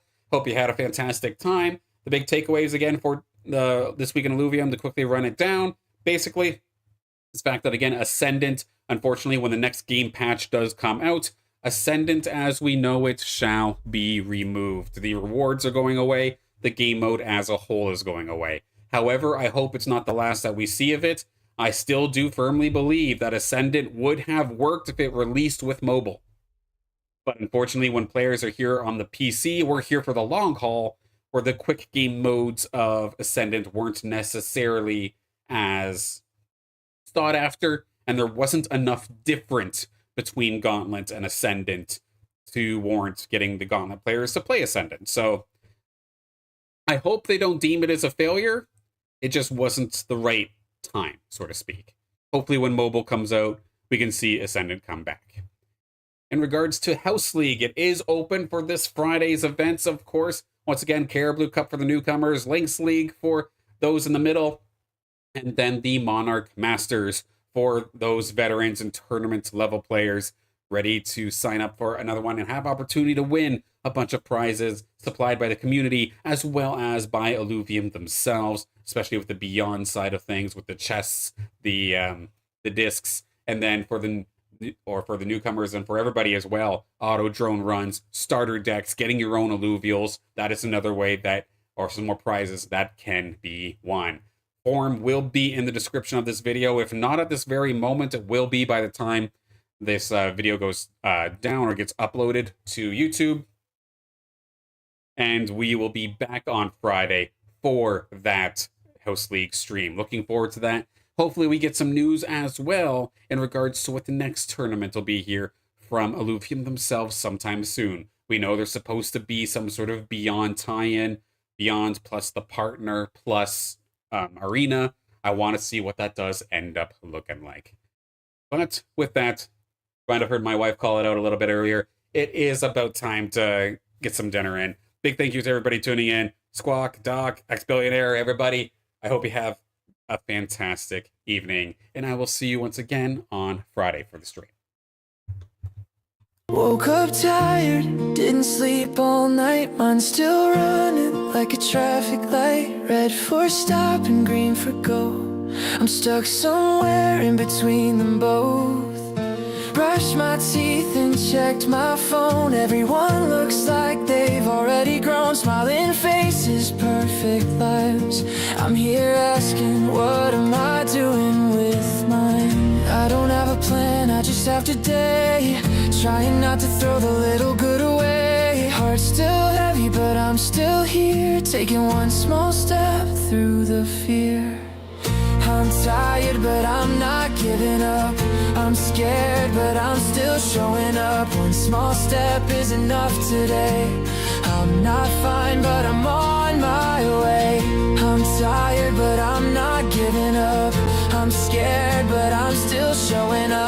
small step is enough today. I'm not fine, but I'm all